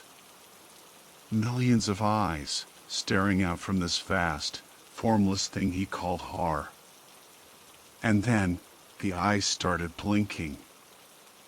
I swear to God, they blinked at me. I threw the sketchbook across the room and just screamed. Even now, with the book closed, I can still feel them watching me. I keep telling myself it didn't happen, that drawings can't move. But then I remember his note. All of it is true. Okay, so after I calmed down a bit, and after convincing myself I hadn't completely lost it, I opened the scrapbook. I grabbed a pen and notepad, figuring I'd need to take notes because this was about to get complicated. Boy, was I right. See, I knew all about my mom's side of the family. They were loaded, old money going all the way back to royalty. But my dad's side, total mystery. He never talked about them. So when I saw the name Stuart Branfield in the scrapbook, I knew things were about to get interesting. Turns out, Stuart Branfield was my grandfather. There was a newspaper clipping with a picture of him standing next to a painting. Even though the photo was old and blurry, I recognized the painting instantly. It was the mouth-eye thing, Sarah Satchel, from my dad's sketchbook. But in the painting, it looked even more real, more defined than the guy who painted it. The headline of the article read, "Mass Hysteria After Late Branfield Auction." Apparently, my grandfather was a pretty famous painter. After he died, all his paintings were sold at an auction. The next morning, every single person who was at that auction, including the auctioneer, was found dead. They'd all killed themselves, but not before gouging out their own eyes. I stared at that picture of Sarah Satchel, and I swear it was leering at me. Mass hysteria, my ass. That painting had something to do with it. My God, all of it is true. The scrapbook was full of stuff like that. Newspaper clippings, letters, photos, all about my ancestors and their messed up talent. My great-grandfather, Lionel Branfield, ended up in an asylum after his paintings drove a maid to murder a family's 3 daughters before hanging herself. There was a letter from my great-grandmother, begging Lionel to stop painting, saying his portraits had the devil in them. Then there was Marcus Branfield, my great-great-grandfather. There were no articles about him, just a bunch of old photos. In each one, he was standing in front of a different painting, grinning like an idiot. And those paintings, they were even worse than my dad's. One showed that baby-faced worm thing, through the Rothics, swallowing whole horses. Another was a portrait of a girl with no face, just raw flesh and blood. I almost threw up. I recognized a lot of those paintings. They were the same ones my dad had drawn in his sketchbook. But how? He'd never seen them. He couldn't have. It didn't make any sense. All of it is true. And that's when I got to the last page. The one that started my real oh crap moment. The last page of the scrapbook had a letter written in pencil on crumpled paper. It was from my great-great-great-grandfather, Obadiah Branfield.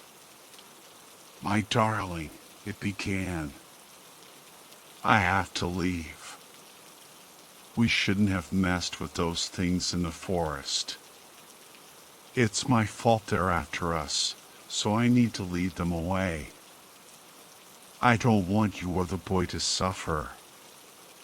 He went on to explain that his son, Marcus, was having visions, seeing horrible creatures. Obadiah blamed himself, saying it was because he'd touched some orange-blue light. He talked about a curse, how every Branfield man would become a conduit, whatever the hell that means. He said he was going to find the things in the forest and make them lift the curse. He said he could see them clearly in his mind, and he could carve them perfectly, even though he'd never been good at carving before. The letter ended with him saying he wouldn't come back until he'd fixed things. He told his wife to move on if he didn't return.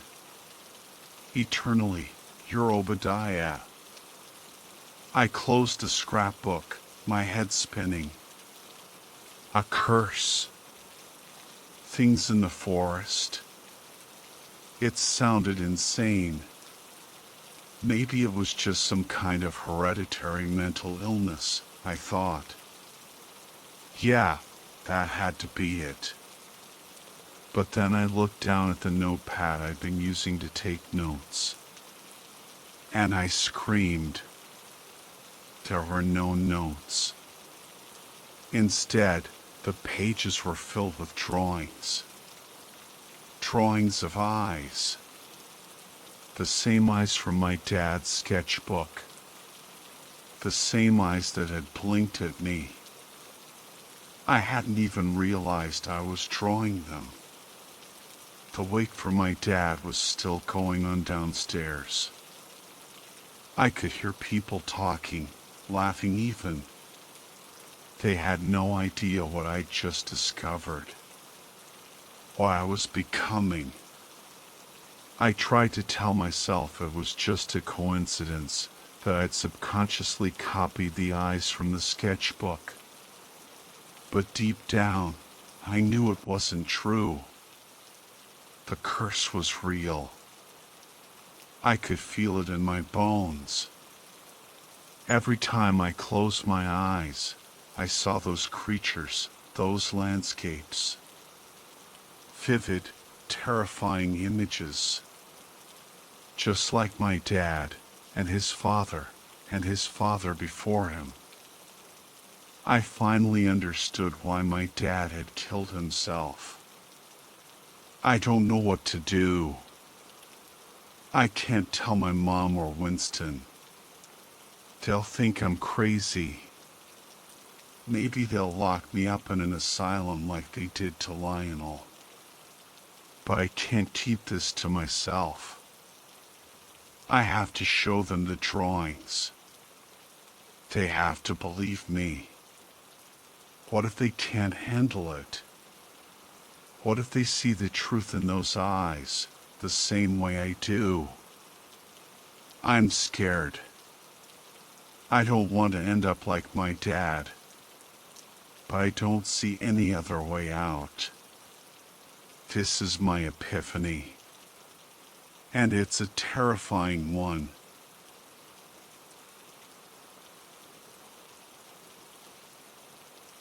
Okay, so I'm a bit of a nerd. No friends, not exactly the athletic type, you get the picture. I spend most of my time online, watching those fail videos on YouTube. It's not exactly a thrilling life. Lately, I've been curious about the dark web. You know, the place everyone says is full of scary stuff. My parents are terrified of it, even though they don't even know how to use a computer properly. So naturally, I had to check it out. I downloaded the Tor browser and started poking around. It was kind of exciting, doing something I knew my parents would freak out about. The websites were weird, lots of porn and other shady stuff. But I mostly stayed away from the really bad stuff. I was just looking for a little excitement, you know? Then, I saw this ad, Program Your Own Friend. It had a picture of a cute stuffed puppy, and I was instantly intrigued.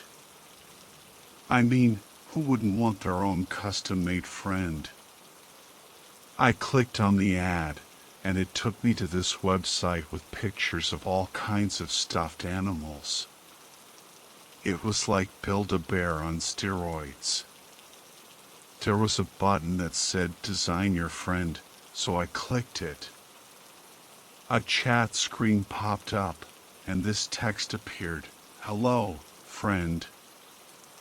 I can't wait to be your best friend and love you forever.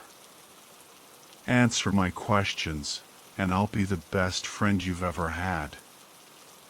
I thought, why not, and started answering the questions. They asked me what kind of animal I wanted, what color it should be, what I wanted it to do. I said I wanted a light purple gorilla that could talk and snuggle. Then, they told me about this special offer.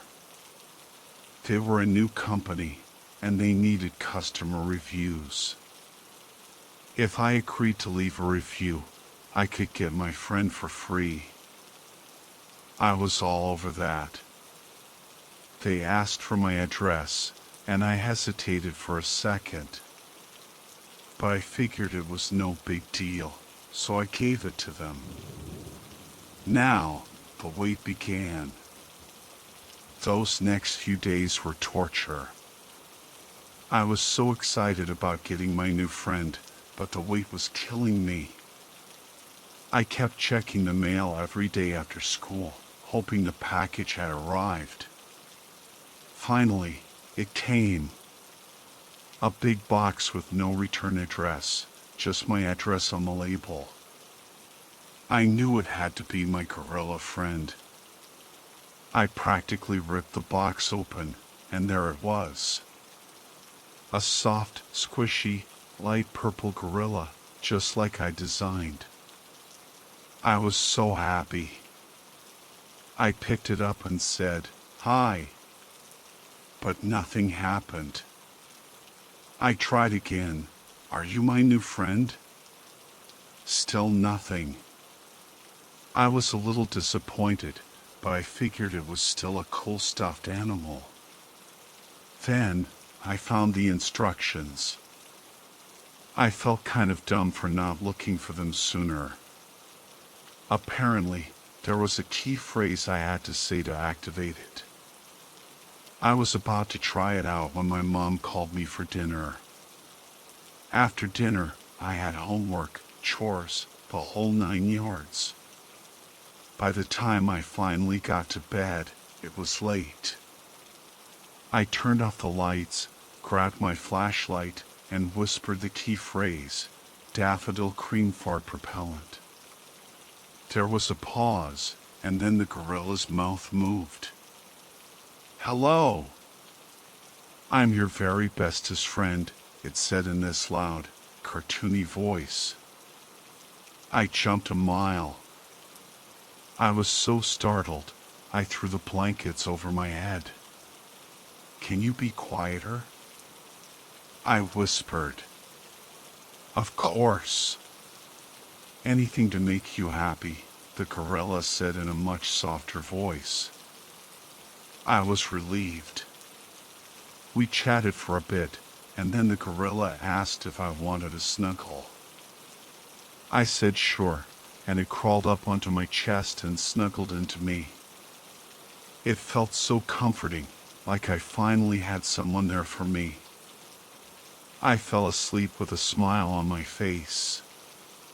But when I woke up, the gorilla was gone. I woke up and my new friend was gone. vanished. I was a little bummed, but then I saw a chat window open on my computer. Apparently, my gorilla buddy was out running errands, and I could talk to him through the chat. "Where did you go?" I typed. "I'm working on the friend project," he replied. "Do you know someone named Devin?" Devin was in my bio class. We weren't exactly friends, but we were friendly enough. I told the gorilla I knew him, and he said Devin was on his way to my house to hang out. I thought that was weird. Devin never really showed any interest in hanging out with me before. But I figured, hey, maybe the gorilla had some magic friend-making powers. A few minutes later, there was a knock on the door. It was Devin, but he looked awful. Pale, shaking, like he'd seen a ghost. "Devin, you okay?" I asked. "It's got my family, man," he stammered. "The purple gorilla." My heart sank. What was going on? Devin explained that the gorilla had his family tied up in their basement. He said the gorilla threatened to hurt them if Devin didn't come hang out with me. And he had already hurt them, just to prove he was serious. I was horrified. I ran back to my computer and started typing furiously. "What are you doing?" I demanded. "Helping you make friends," the gorilla replied cheerfully. "Everyone will love you as much as I do." "You hurt Devin's family." I typed back. "I had to," he said. Devin needed to understand. I couldn't believe it. This cute, cuddly gorilla I'd created was a monster. He was hurting people to make me happy. Then, he told me to go see my family in the living room. He said he'd taken care of the brother problem. I raced downstairs, and what I saw made my blood run cold. My brother was lying on the floor, dead. My parents were tied up, their eyes wide with terror. And their eyelids, they were gone. The front door opened, and the purple gorilla walked in. "Hello, my very bestest friend," he said. "I hope you liked your surprises." He looked at me with this chilling smile, and I knew I was in serious trouble. The gorilla stood there in the doorway, this innocent-looking stuffed animal with a sinister grin. He'd killed my brother, mutilated my parents, and terrorized my classmate, all in the name of friendship. "I would be very sad if you didn't like them," he said, his voice dripping with menace. "And I don't think you'd like me very much when I'm sad." I was paralyzed with fear. This thing, this monster I'd created, was completely unhinged. He was capable of anything. He turned and walked upstairs, leaving me alone with the carnage he'd created. I looked at my parents, their vacant eyes staring into nothingness, and my brother's lifeless body. Tears streamed down my face. What had I done? I'd unleashed a monster into the world, and now my family had paid the price. I knew I had to do something. I couldn't just let him get away with this. But what could I do? He was stronger than me, more cunning. He could probably kill me without even trying. But I had to try. I owed it to my family, to Devon, to myself. I grabbed a kitchen knife and slowly made my way upstairs. The gorilla was in my room, sitting on my bed, humming a cheerful tune. He looked up when he saw me, his smile widening. "There you are, bestest friend," he said. "Did you like my surprises?" I didn't answer. I just lunged at him, the knife raised above my head. He moved with surprising speed, dodging my attack and knocking the knife from my hand. He pinned me to the floor, his furry paws pressing down on my chest. "You shouldn't have done that," he said, his voice cold and menacing. "Now I'm sad." He opened his mouth, revealing rows of sharp teeth. I closed my eyes, waiting for the end. But it never came. Instead, I heard a loud crash, followed by a series of thumps and screams. I opened my eyes to see the gorilla tumbling down the stairs, a tangle of fur and wires. He landed at the bottom with a sickening thud, his body going limp. I scrambled to my feet and ran downstairs. Standing in the doorway was Devon, holding a baseball bat. He was covered in blood, his face contorted with rage. "You messed with the wrong family," he growled. He raised the bat and brought it down on the gorilla's head, crushing it into a pulp. Then he turned to me, his eyes filled with tears. "I'm so sorry," he said. "I couldn't save them." I hugged him, tears streaming down my face. We were both broken, both scarred by the events of that day. But we were alive. And somehow, that was enough. The police came, and we told them what happened. They didn't believe us at first, but eventually they found enough evidence to confirm our story. The website was shut down, and the people behind it were never found. I never went back to the dark web. I deleted my Tor browser and swore off the internet for a long time. I still have nightmares, and I still struggle with anxiety and fear. But I'm slowly healing. I'll never forget what happened that summer. It was a terrifying experience, one that changed me forever. But it also taught me the importance of true friendship, of loyalty, of courage. And it taught me that even in the darkest of times, there's always hope.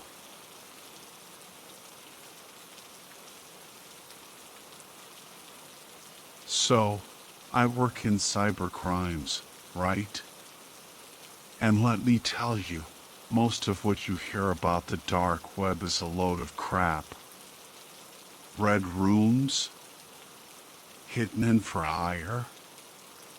Nah, that's mostly just scary stories. Most real-world crime happens on the regular old internet. But one Tuesday, I get this call about a potential case. 2 teenagers had gotten their hands on something disturbing from the dark web, and the officer wasn't sure what to make of it. I head down to talk to these kids, and they're practically shaking in their boots. Turns out, they were trying to do some TikTok challenge, buying stuff off the dark web. They were pretty disappointed, mostly finding just boring junk. Except for this one book they bought. They hand me the book, and I'm flipping through it, wearing gloves and all. It's full of pictures of this young woman. At first, it's all innocent stuff, like her smiling in a park or something. But then it gets more, adult. Cosplay, lingerie, the whole 9 yards. I'm thinking, okay, so... But then they show me this card that came with the book. And that's when my blood runs cold. It says the book is bound with the girl's skin. Yeah, you heard that right. Human skin. Like Silence of the Lambs kind of stuff. I'm thinking it's a joke, but these kids are genuinely terrified. I interview them separately, and their stories match up. They seem legit. Still, I figure it's probably just some elaborate prank. The book feels like leather, but it's probably just regular animal leather. I tell the officer in charge there's nothing to see here, just a couple of kids messing around. But then, things take a turn. Turns out, the officer in charge decided to get the book tested anyway. Just on the off chance that it was real. And guess what? The lab results came back positive. Human skin. No joke. Suddenly, this case went from weird prank to potential homicide. We called the kids back in, and I started digging deeper. I managed to get the dark web address of the site where they bought the book, but it was a dead end. Just an error message. Forensics confirmed the skin belonged to a Caucasian woman, which matched the photos in the book. But they couldn't get any DNA or fingerprints. We put out an alert, hoping someone would recognize the girl, but no luck. The case was going cold. I was starting to think we'd hit a wall. But then, I caught a break. On some obscure forum, I found a post from someone else who had bought a similar book. They were also questioning if it was real. We tracked down the poster, a woman in another state. She bought the book out of morbid curiosity, she said. We tested it, and yep, human skin again. This time, I got a different website address, and it actually worked. The site itself was nothing special, just a basic web page. But I couldn't shake the feeling that this was something serious. I showed the website to the two boys, and they confirmed it was the same one they'd used. We tried placing an order ourselves, but the site went down almost immediately. And then, things took a sinister turn. One of the boys, the one who actually bought the book, disappeared. Vanished without a trace. We searched for months, but nothing. Then, the other boy came to us with a piece of parchment delivered to his house. It was human skin. His friend's skin. And written on it in blood were the words, "Stay out of our business." Let me tell you, that chilled me to the bone. I'm not used to dealing with this kind of stuff. This wasn't just some online prank anymore. This was real, and it was deadly. That parchment, that message written in blood, it shook me to my core. I'd never dealt with anything like this before. This wasn't some hacker stealing credit card numbers or some troll spreading misinformation. This was something else entirely. Something dark and twisted. The other boy, the one who'd survived, was understandably traumatized. We offered him protection, counseling, anything he needed. But the damage was done. He'd seen something no one should ever have to see. And the worst part? We had no leads. The people behind this website, the ones who created those books, they were ghosts. We couldn't trace them, couldn't find any connection to the victims. It was like they didn't exist. I started having nightmares. I'd see that message written in blood, that horrifying creature with the key in its mouth. I'd wake up in a cold sweat, my heart pounding. I couldn't shake the feeling that we were dealing with something truly evil. The case went cold. We never found the people responsible. The website disappeared, and the trail went dead. But the memory of those books, of that message, of the boy who lost his life, it stayed with me. It made me realize that the dark web, for all its hype and exaggeration, can still be a dangerous place. There are things lurking in those shadows that we don't understand, things that can hurt us, things that can kill us. I'm not saying everyone should avoid the dark web. There are legitimate uses for it, and most of what you find there is harmless. But be careful. Be aware of the risks. And if something seems too good to be true, it probably is. Because sometimes the monsters are real. I've been doing this job for a long time, seen a lot of messed up stuff. But this case, this one was different. It stuck with me in a way that no other case ever has. It made me question everything I thought I knew about the dark web, about the nature of evil. I used to think the dark web was mostly harmless.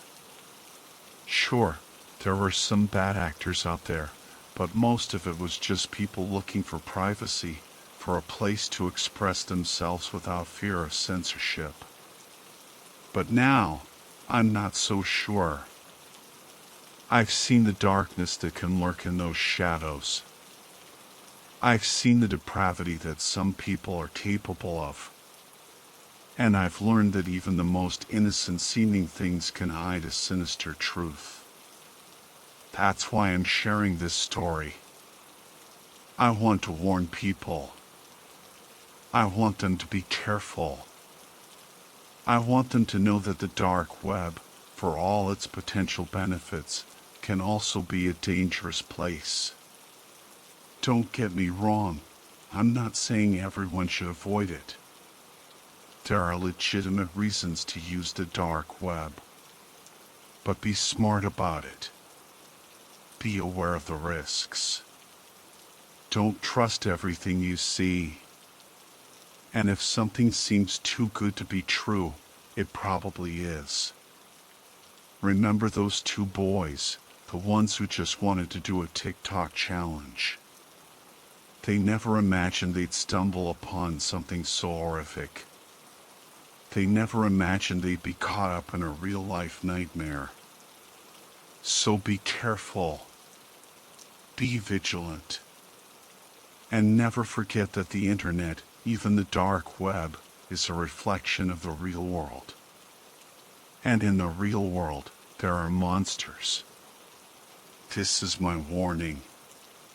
Heed it and stay safe.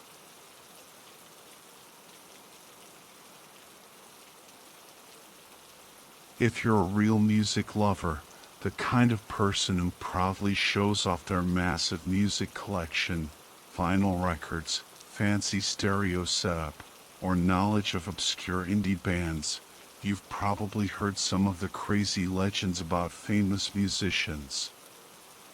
Like the album cover with a photo of the dead Mayhem singer, or the story about Robert Johnson selling his soul to the devil, or G.G. Allen's. Well, everything about G.G. Allen.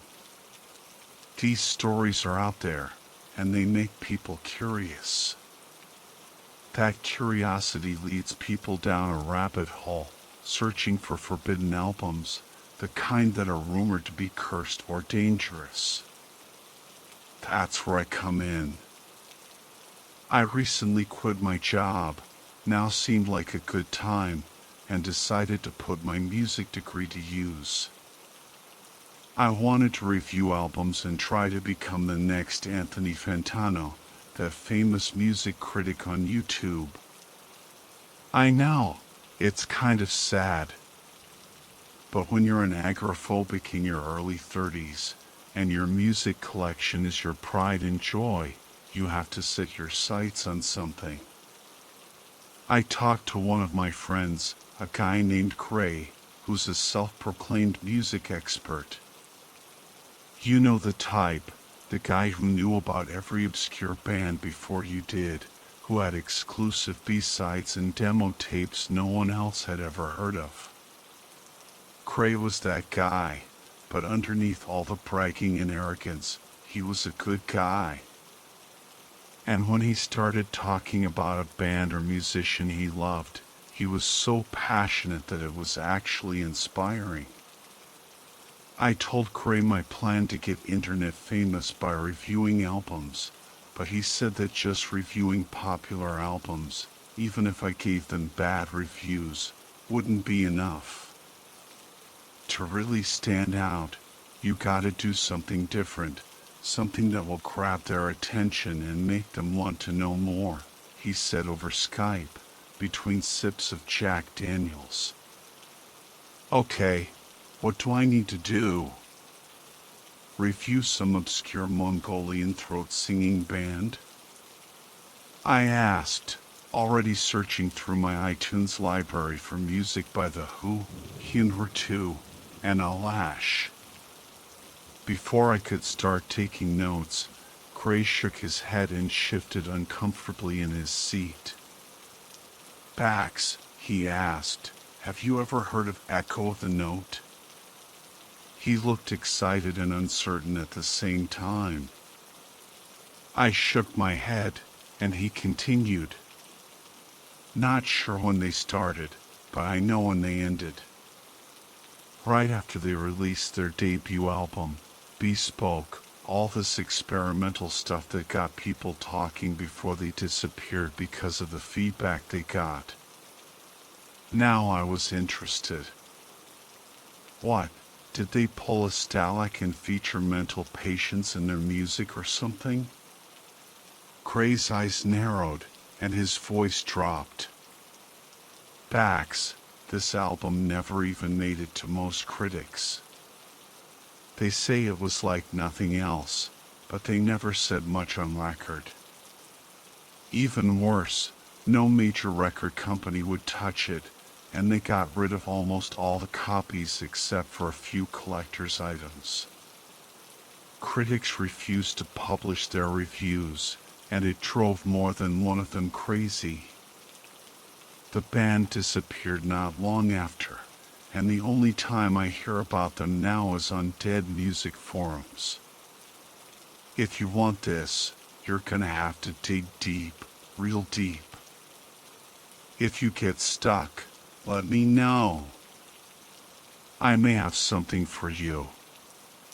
The call ended, and I stretched in my chair, my mind racing with possibilities. Was it the ultimate psychedelic experience? A noise band so harsh it made your ears bleed? What on earth could it be? Then I heard it. The debt that I owe, the debt that I owe. The singing was coming from my living room, a soft folk song I'd never heard before. It felt weird to listen to, like it was making my hair stand on end. I chalked it up to nerves and turned it off. Over the next 2 weeks, I started my research. I scoured articles about forbidden and controversial albums, watched documentaries about polarizing figures in the music industry, and finally went back to some of the online forums I used to visit as a teenager to start asking around. Once I posted the subject line "Cursed Album, anyone heard of Bespoke?" It didn't take long for people to respond. Some offered fake advice, others asked if I was Jewish, and others just spouted a bunch of rumors. Some guy wrote it deep in the mountains, recorded as much as he could out there in the wilderness. Analog or Death 22. I heard they buried it in the desert after a cursed world tour that killed their vocalist. Sophomore recorder. It's not real, it's just a meme. Don't be an idiot. Yuga Simp Destroyer. I messaged that last guy asking if he had any proof that it was a joke, but he admitted that even the rumor that it was a hoax was just that, a rumor. Frustrated, I left a comment on almost 100 equally baseless comments saying, if you haven't got any proof to back up your crap, don't waste my time.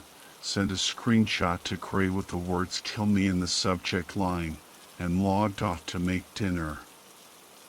Gray called me while I was cooking. He looked unnerved, rubbing his hands across his beard several times while talking. Bax, are you absolutely sure you want to go down this rabbit hole? No matter where it takes you. He looked directly at the camera, eyes filled with a mixture of curiosity and fear.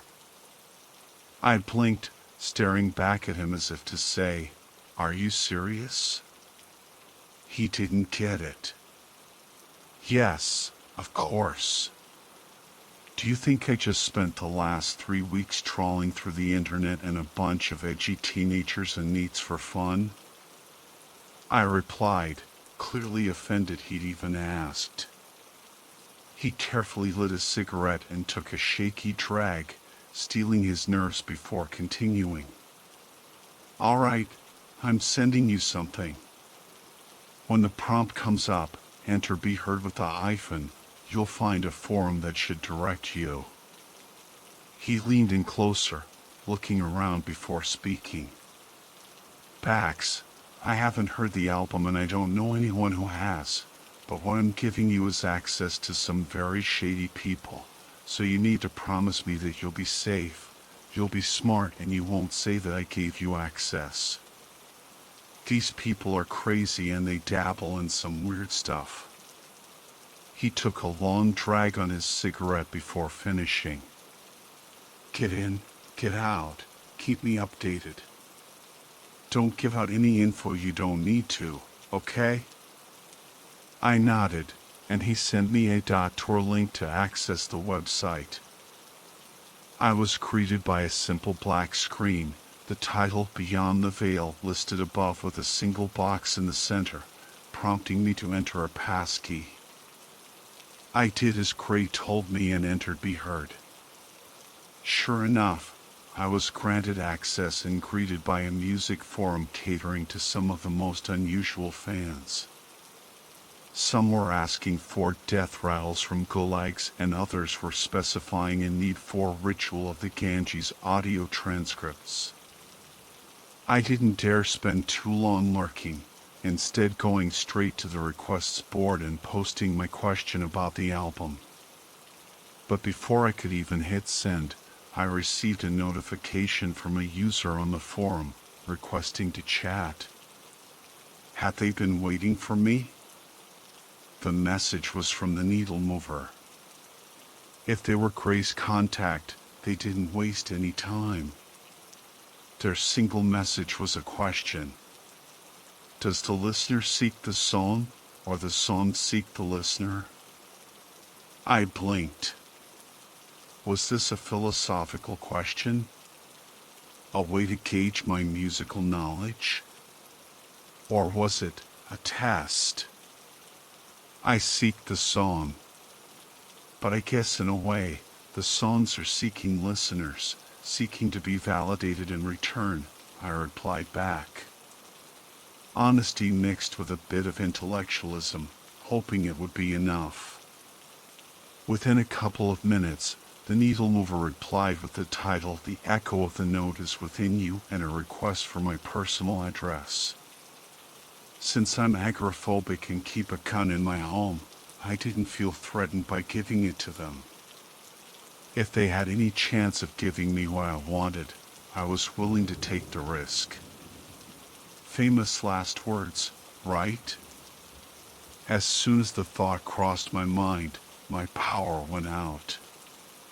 The entire apartment was plunged into darkness except for the light of my phone. Cursing the power company, I scrambled towards the basement to find the breaker box.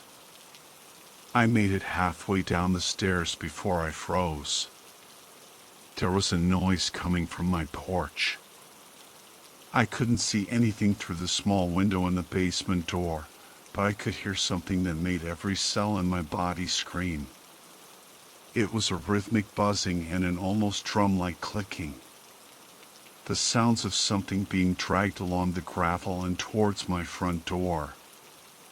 It sounded like it was in pain. I didn't dare move from my spot on the stairs as it slouched against the door and smashed something 4 times. The buzzing got louder when I didn't answer.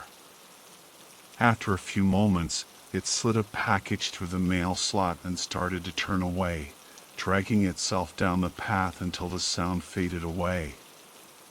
With an ear-splitting screech, the power came back on, and I almost fell down the stairs in fright.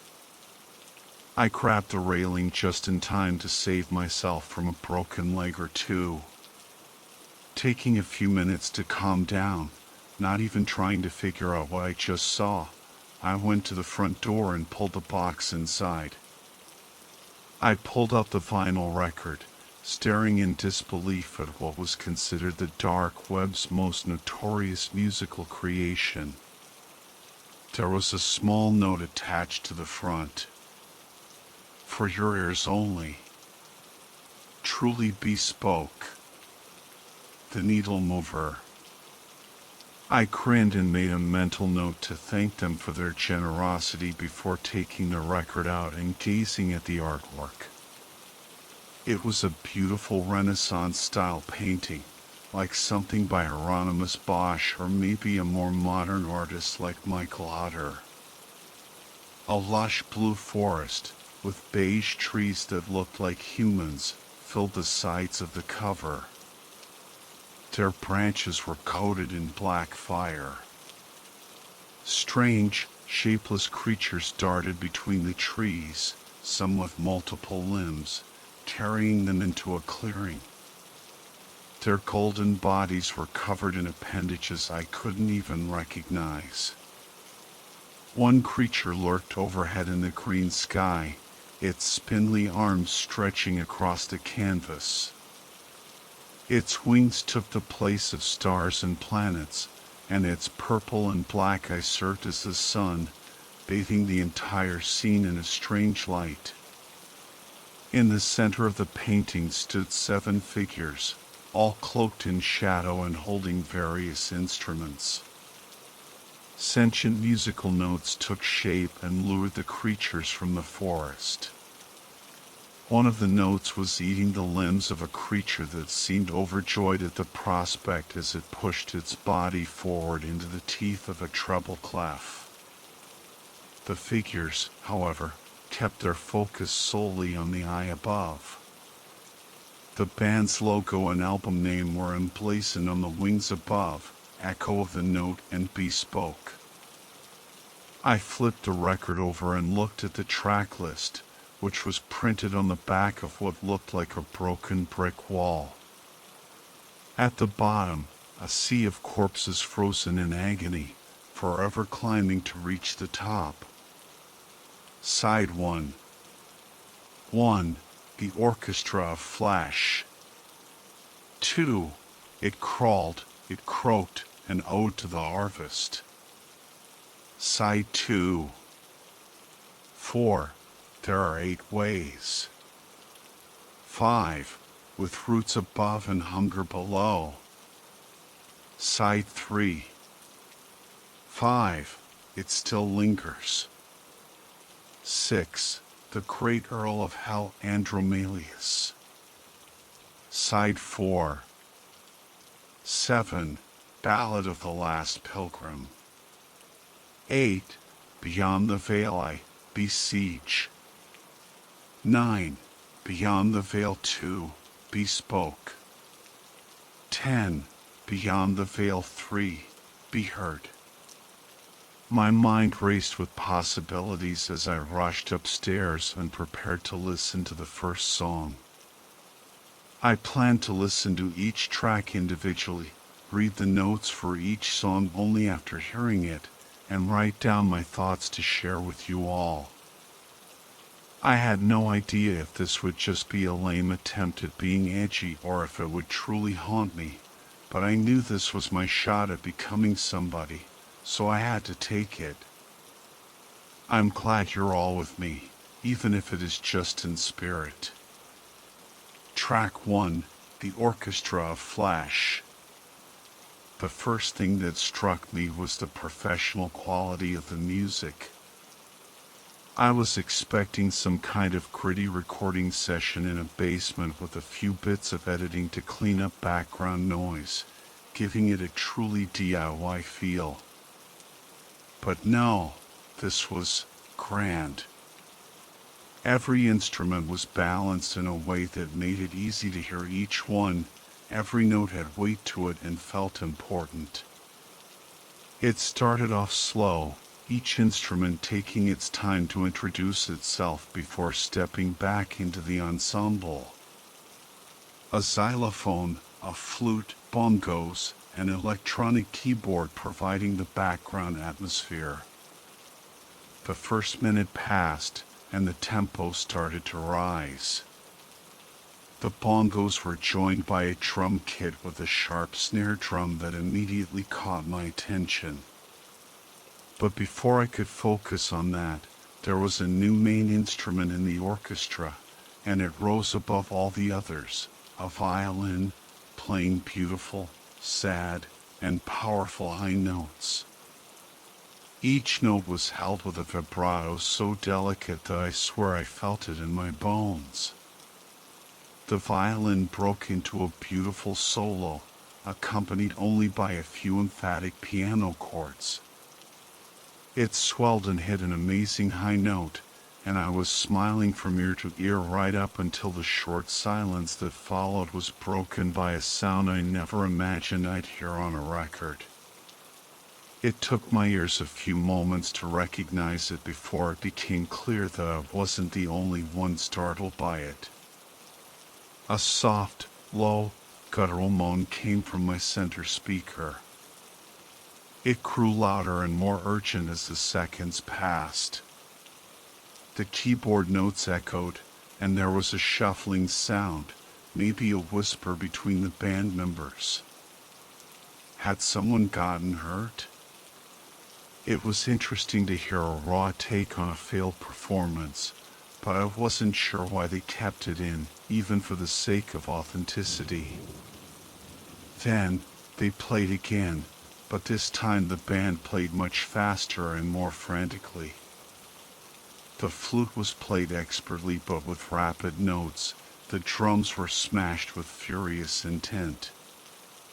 But that violin, that mesmerizing violin, still rose above them all as it played so quickly that I thought the bow would snap.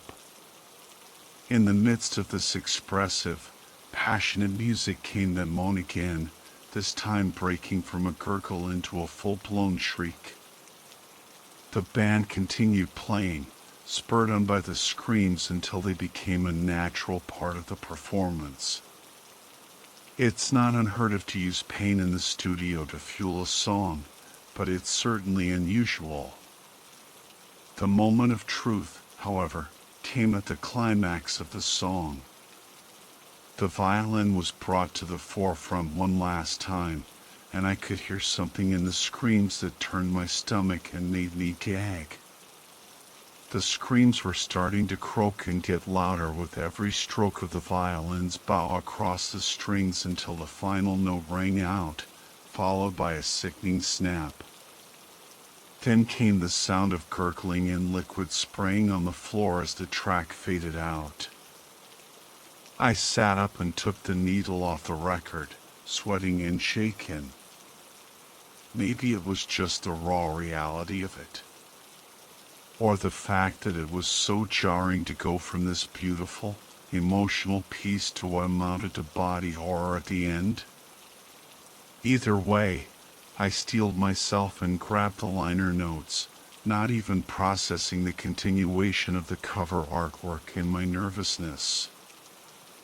I started reading the band's commentary for track 1, written by the vocalist, Husk.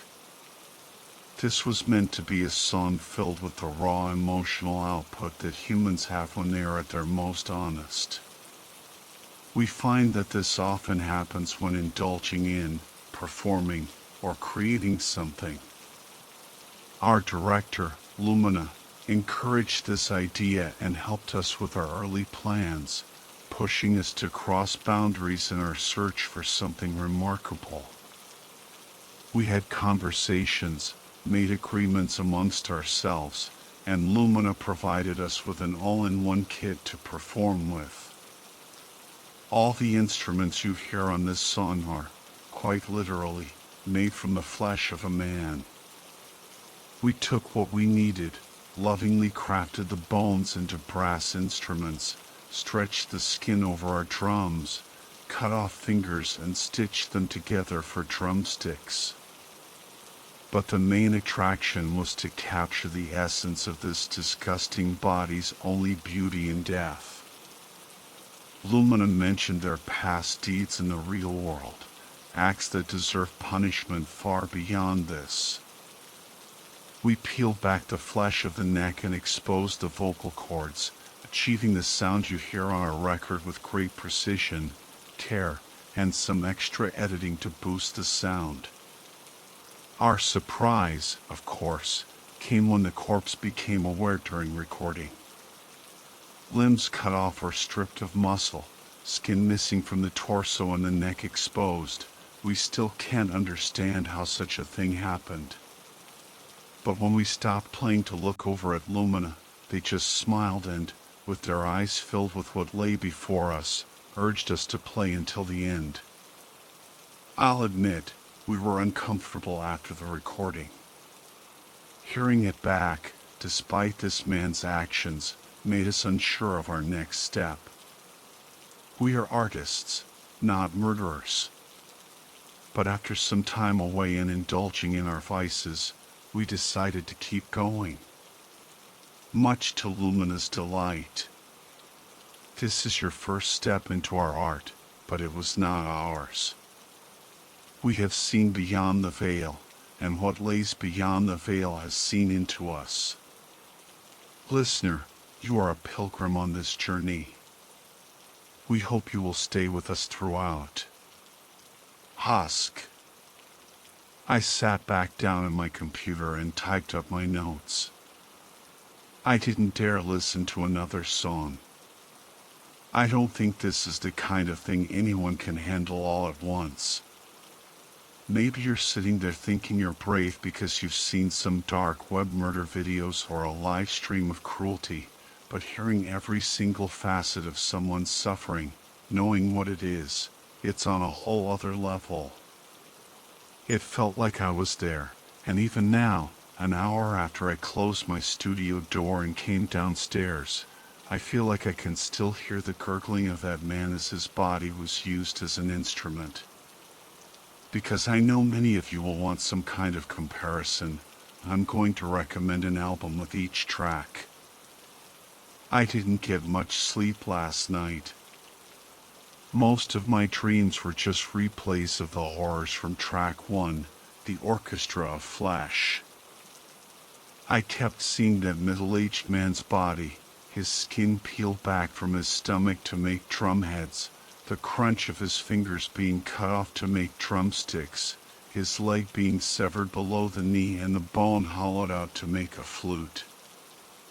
And the look of pure terror on his face when he woke up, feeling a thin string across his throat as someone held his head by the hair and played his exposed vocal cords like an instrument. The dream ended with a third-person view of the band. They all stopped playing at the same time as their leader played the final notes on the violin. Then came the snap of the man's neck and the gurgling sound as his body hit the floor. They turned to look at me, their faces blurred but smiling wide, and shouted in unison, "This is our ballad for you, Pilgrim." I woke up in a cold sweat, my heart pounding. Not just because of the dream, but because those words, those creepy prophetic words, were coming from my phone. It was sitting on my nightstand, playing a song I'd never heard before. My ears were ringing as I fumbled for it in the darkness. Pilgrim, your journey will take you to peaks and valleys, but our ballad will see you to your sky burial. I shut it off and stared at the screen. My sleep cycle alarm was blinking back at me, showing that I'd somehow set it for 5 a.m. instead of 10 a.m. I cursed at it before getting out of bed and trying to make myself something to eat. I knew that no matter how bad I felt, the excitement of hearing more of the album would probably outweigh it. After all, no one makes a huge discovery without some suffering, right? I splashed some water on my face, trying to pull myself together, and went downstairs. I decided to leave Gray a message for when he woke up, letting him know what I'd found so far, but leaving out the weird dream stuff. I also figured I should message the needle mover. Some of you guys have warned me to be careful around them, and I'm going to take that advice. But since they're the one who gave me the record, I'd be stupid not to use every source of information I can get. I gave the needle mover a lot more detail since, well, they did give me the record. Or so I thought. It wasn't me who gave you that record, Bizavala. I simply tested you and put you in touch with the people who had it. You showed the interest and mindset necessary to understand the record fully, and it's in my best interest to help see you through it. Their first message was super cryptic, but maybe it was just the anonymity of it all that made it seem that way. Tell me, how did you find your experience with the first track? They asked. I thought about it while making breakfast, my emotional state calming down as I listened to today's recommended album, The World Unseen by Mammifer. It's an easy listen with ethereal vocals, droning sounds, and some mild noise. It felt like the kind of soundtrack you'd listen to while staring into deep space, with each twinkling star singing back to you. It felt comforting at first, melancholy, and even beautiful. But as the piece went on, I felt unsettled, left with a sense of foreboding and dread. Even though the music was beautiful throughout, it wasn't until I read the liner notes that it all made sense, I replied. The needle mover started typing almost immediately. And if you hadn't known what the instruments really were, would you have still felt that way? They asked. That question really got me thinking as I went to set up for the second song. I'm trying to keep my routine the same throughout this whole thing. If the first song isn't a fluke, and this album really does have more unpleasantness in store, I need to make sure I stay mentally stable for as long as possible. That means setting things up the way I would to review any album, stopping after each track to read the liner notes, write down my thoughts, and then move on to the next one. I have a feeling this isn't the kind of experience I'm going to want to absorb all at once. I got my glass of cider, put on some comfy pants, and set the needle to the end of the first track, giving myself a few seconds to sit in the recliner and get ready for the second track. Track 2. It crawls, it croaks, an ode to the harvest. It crawls, it croaks. Forever heard, eternally bespoke. This is our ode to the harvest, in the hopes our emperor can be awoken. The song began with these melodic verses, sung by a young woman with a sultry voice. There was a soft electronic beat underneath, with some artificial strings playing in poignant places. Then, a conversation between two children took center stage, like sound bites from a movie laid over a lo-fi beat. The words sound funny, don't they, Bobby? Do you think it'll work? The girl asked, her words perfectly in sync with the beat, though I'm sure it was unintentional. I don't know, but where did you even find that book, Lucy? It's so ugly and dusty. Bobby replied, clearly unsure of where he was and what she was planning. We're twins and you still don't know what I'm thinking? You're lucky we're bonded for life, or I'd have found a new partner in crime a long time ago. Lucy retorted, giggling. I found it in Dad's bookcase. It seemed interesting, and when I read about this part, I got a fun idea. I still don't get what this even is. Why did you drag us to this building? Is this part of the game? Shoo. I jumped.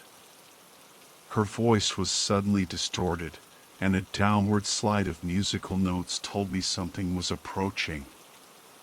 A drone rang out for a few moments as heavy knocks started on the door.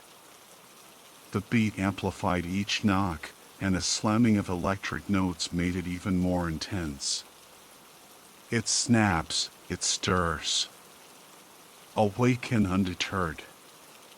It searches for its masters. It hangs on every word. The girl's voice was still beautiful, but now had a tinge of urgency as the smashing sounds became more frequent. Bobby was whimpering in the background. Lucy, I don't like this. It's going to find us. Can't we leave? He pleaded. Lucy huffed. We've been over this, Bobby. The leather man isn't real. You just got scared that one time, man. A long, drawn-out groan filled the speakers, and the drone matched it perfectly, as if harmonizing. I swear I could hear their blood run cold. He's coming. He knows what we've done, and he's going to take our skin. Bobby sounded like he was about to cry. Whatever was out there might not have been imaginary, but he clearly believed it was real. Lucy interrupted, frustrated. I'm telling you, Bobby, it's just a story. Like all imaginary things, we can control it. You just need to trust me. She seemed to be hitting the ground now, maybe for emphasis, but somehow still in time with the beat as new chords started to play, a reprise of the opening verse in a higher key. It chokes, it writhes. Neither dead nor alive. To unite the two for the coming of one. That is his drive. The sound of bit crushed with splintering and childlike screams filled the speakers. A guttural roar was sampled and glitched into the track as the music steadily built in tension and speed. I told you he was real. Bobby screamed. The sounds of heavy breathing and wood being ripped apart continued as something metallic clinked to the ground. Bobby, do you trust me? Lucy asked, fear and excitement in her voice. He didn't answer, but I could only assume he nodded. Give me your hand. There was a soft slicing sound followed by a pained cry and the sound of dripping. I'm going to save us, but it will change how the game is played. So you better pay attention after, she said, her voice shaky. The beat sped up, reaching a climax. It rises, it sets. This is our ode to the harvest.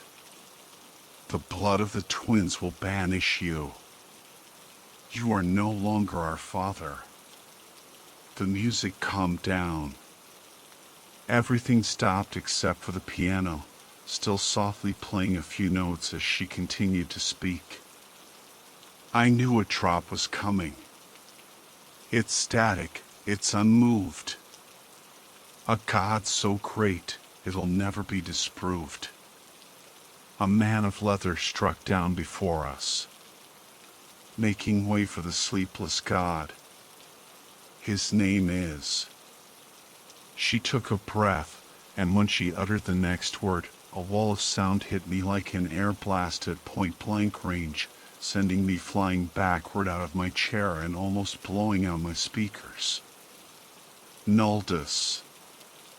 A few minutes after I'd cleaned up the mess on the floor and salvaged what was left of my dignity, I checked the liner notes to try and understand what I'd just heard.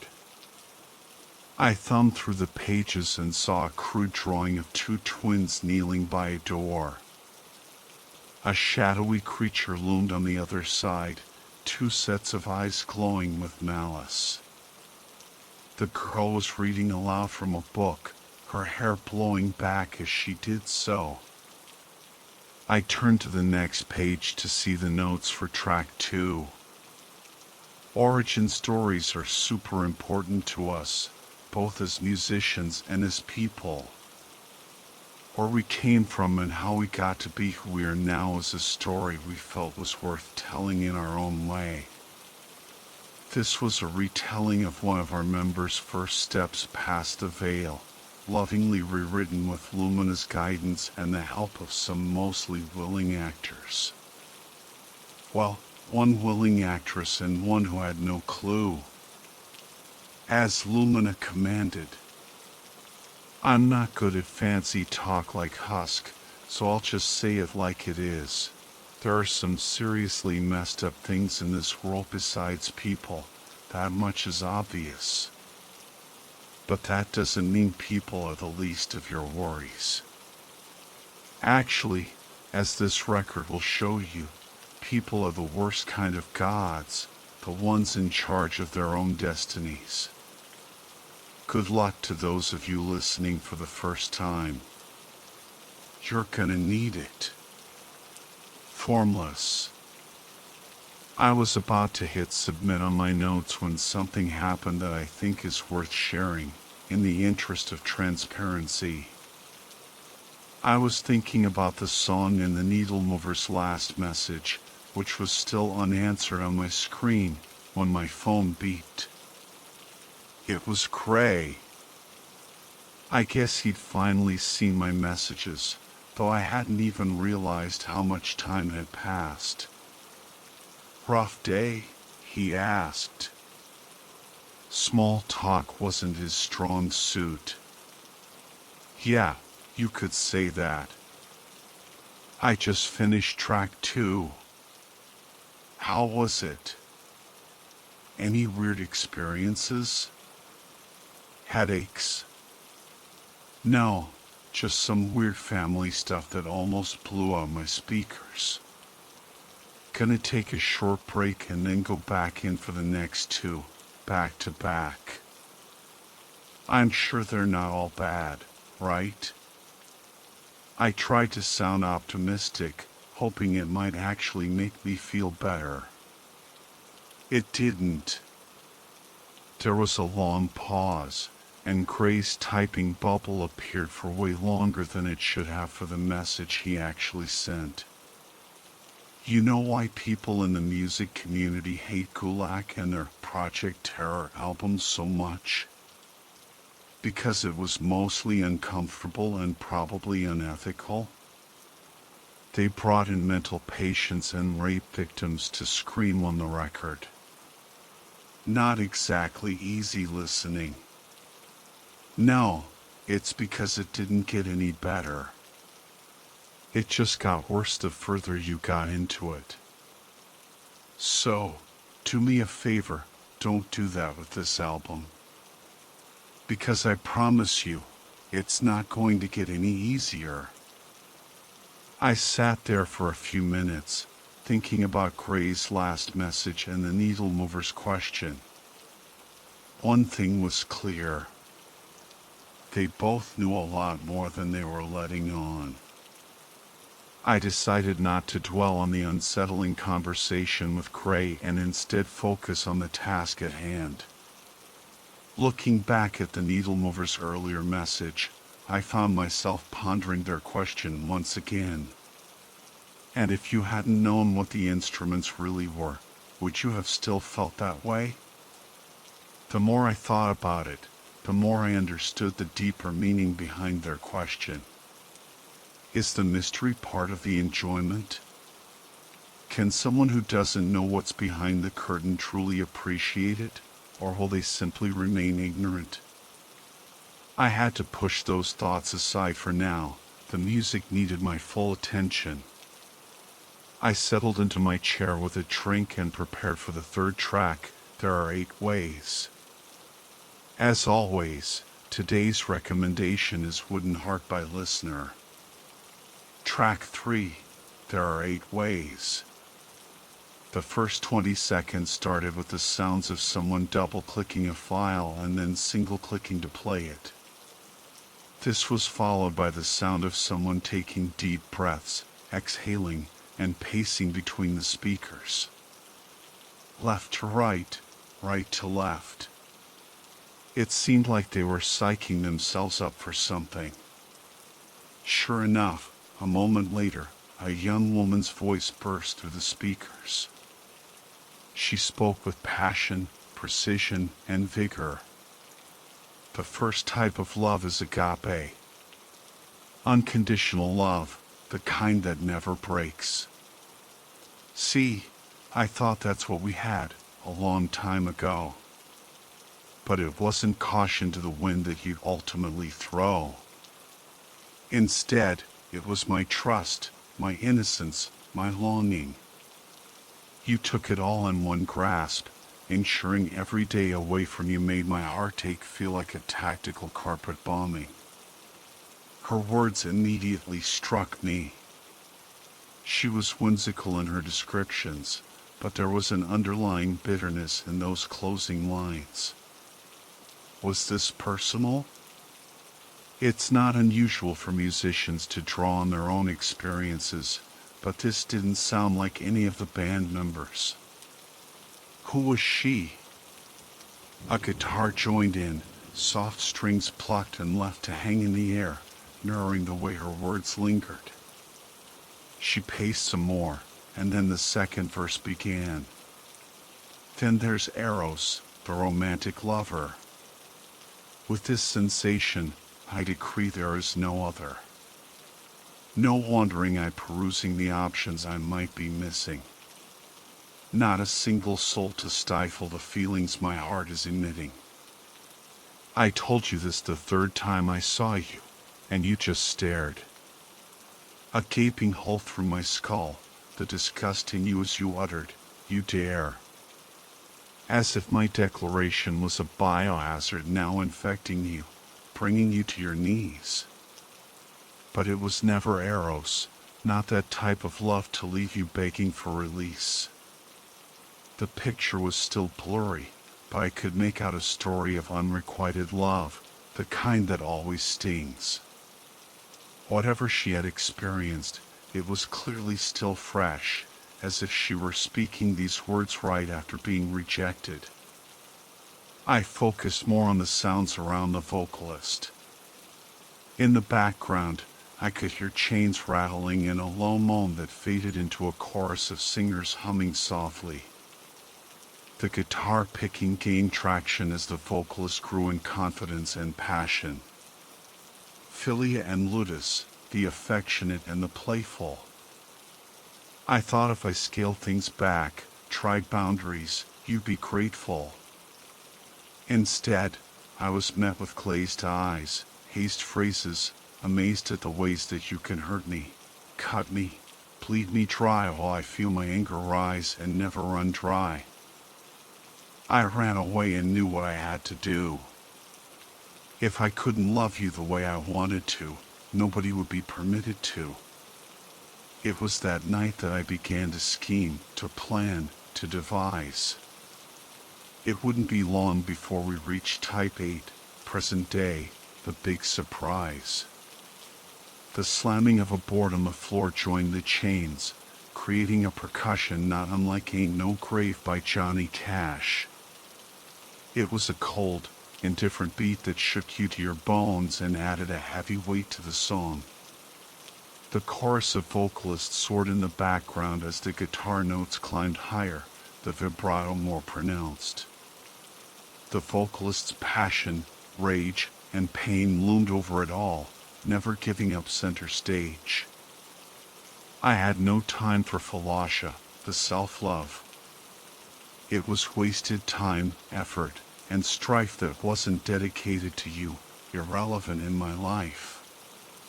Pragma and storage, however, the enduring and the familial. While now, love is eternal, and the feelings ethereal. You left me at birth and cast me aside for an ideal family and a horrible life. I was your daughter, your flesh, your blood. Why was my love not wanted, instead destined to be snuffed? Not that it matters now because I'm getting what I wanted from the start. I've flesh of the mother, hair of the father, blood of the daughter, straight from the heart. Her father. This song of unrequited, passionate love was about her father. Beyond the obvious disturbing aspects of an incestuous relationship, there was more to unpack within the sounds themselves. The guitar rang out on a sharp note, the chorus of voices rose and then fell to a soft, almost distant chant. The beat never stopped, but the moaning, oh God, the moaning. It was all too real to hear without the rest of the music to mask it. The vocalist moved away from the microphone and paced over to a bound and gagged man in the background. As if on cue, she held his chair down to stop the beat perfectly in time, shushing him as he whimpered.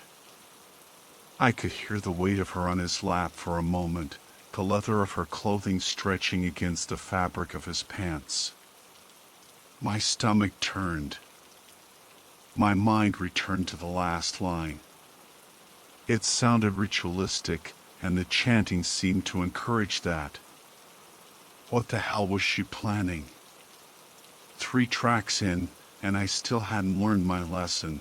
These songs never end well for anyone involved. Everything stopped, even the chorus, for just a moment. She was the only sound I could hear. This was the pinnacle of the song, the calm before the storm. We come to Type 8, mania. The obsessive. Some might listen to this back and call me regressive. A sick puppy to be shot and put into the ground for my forbidden desires.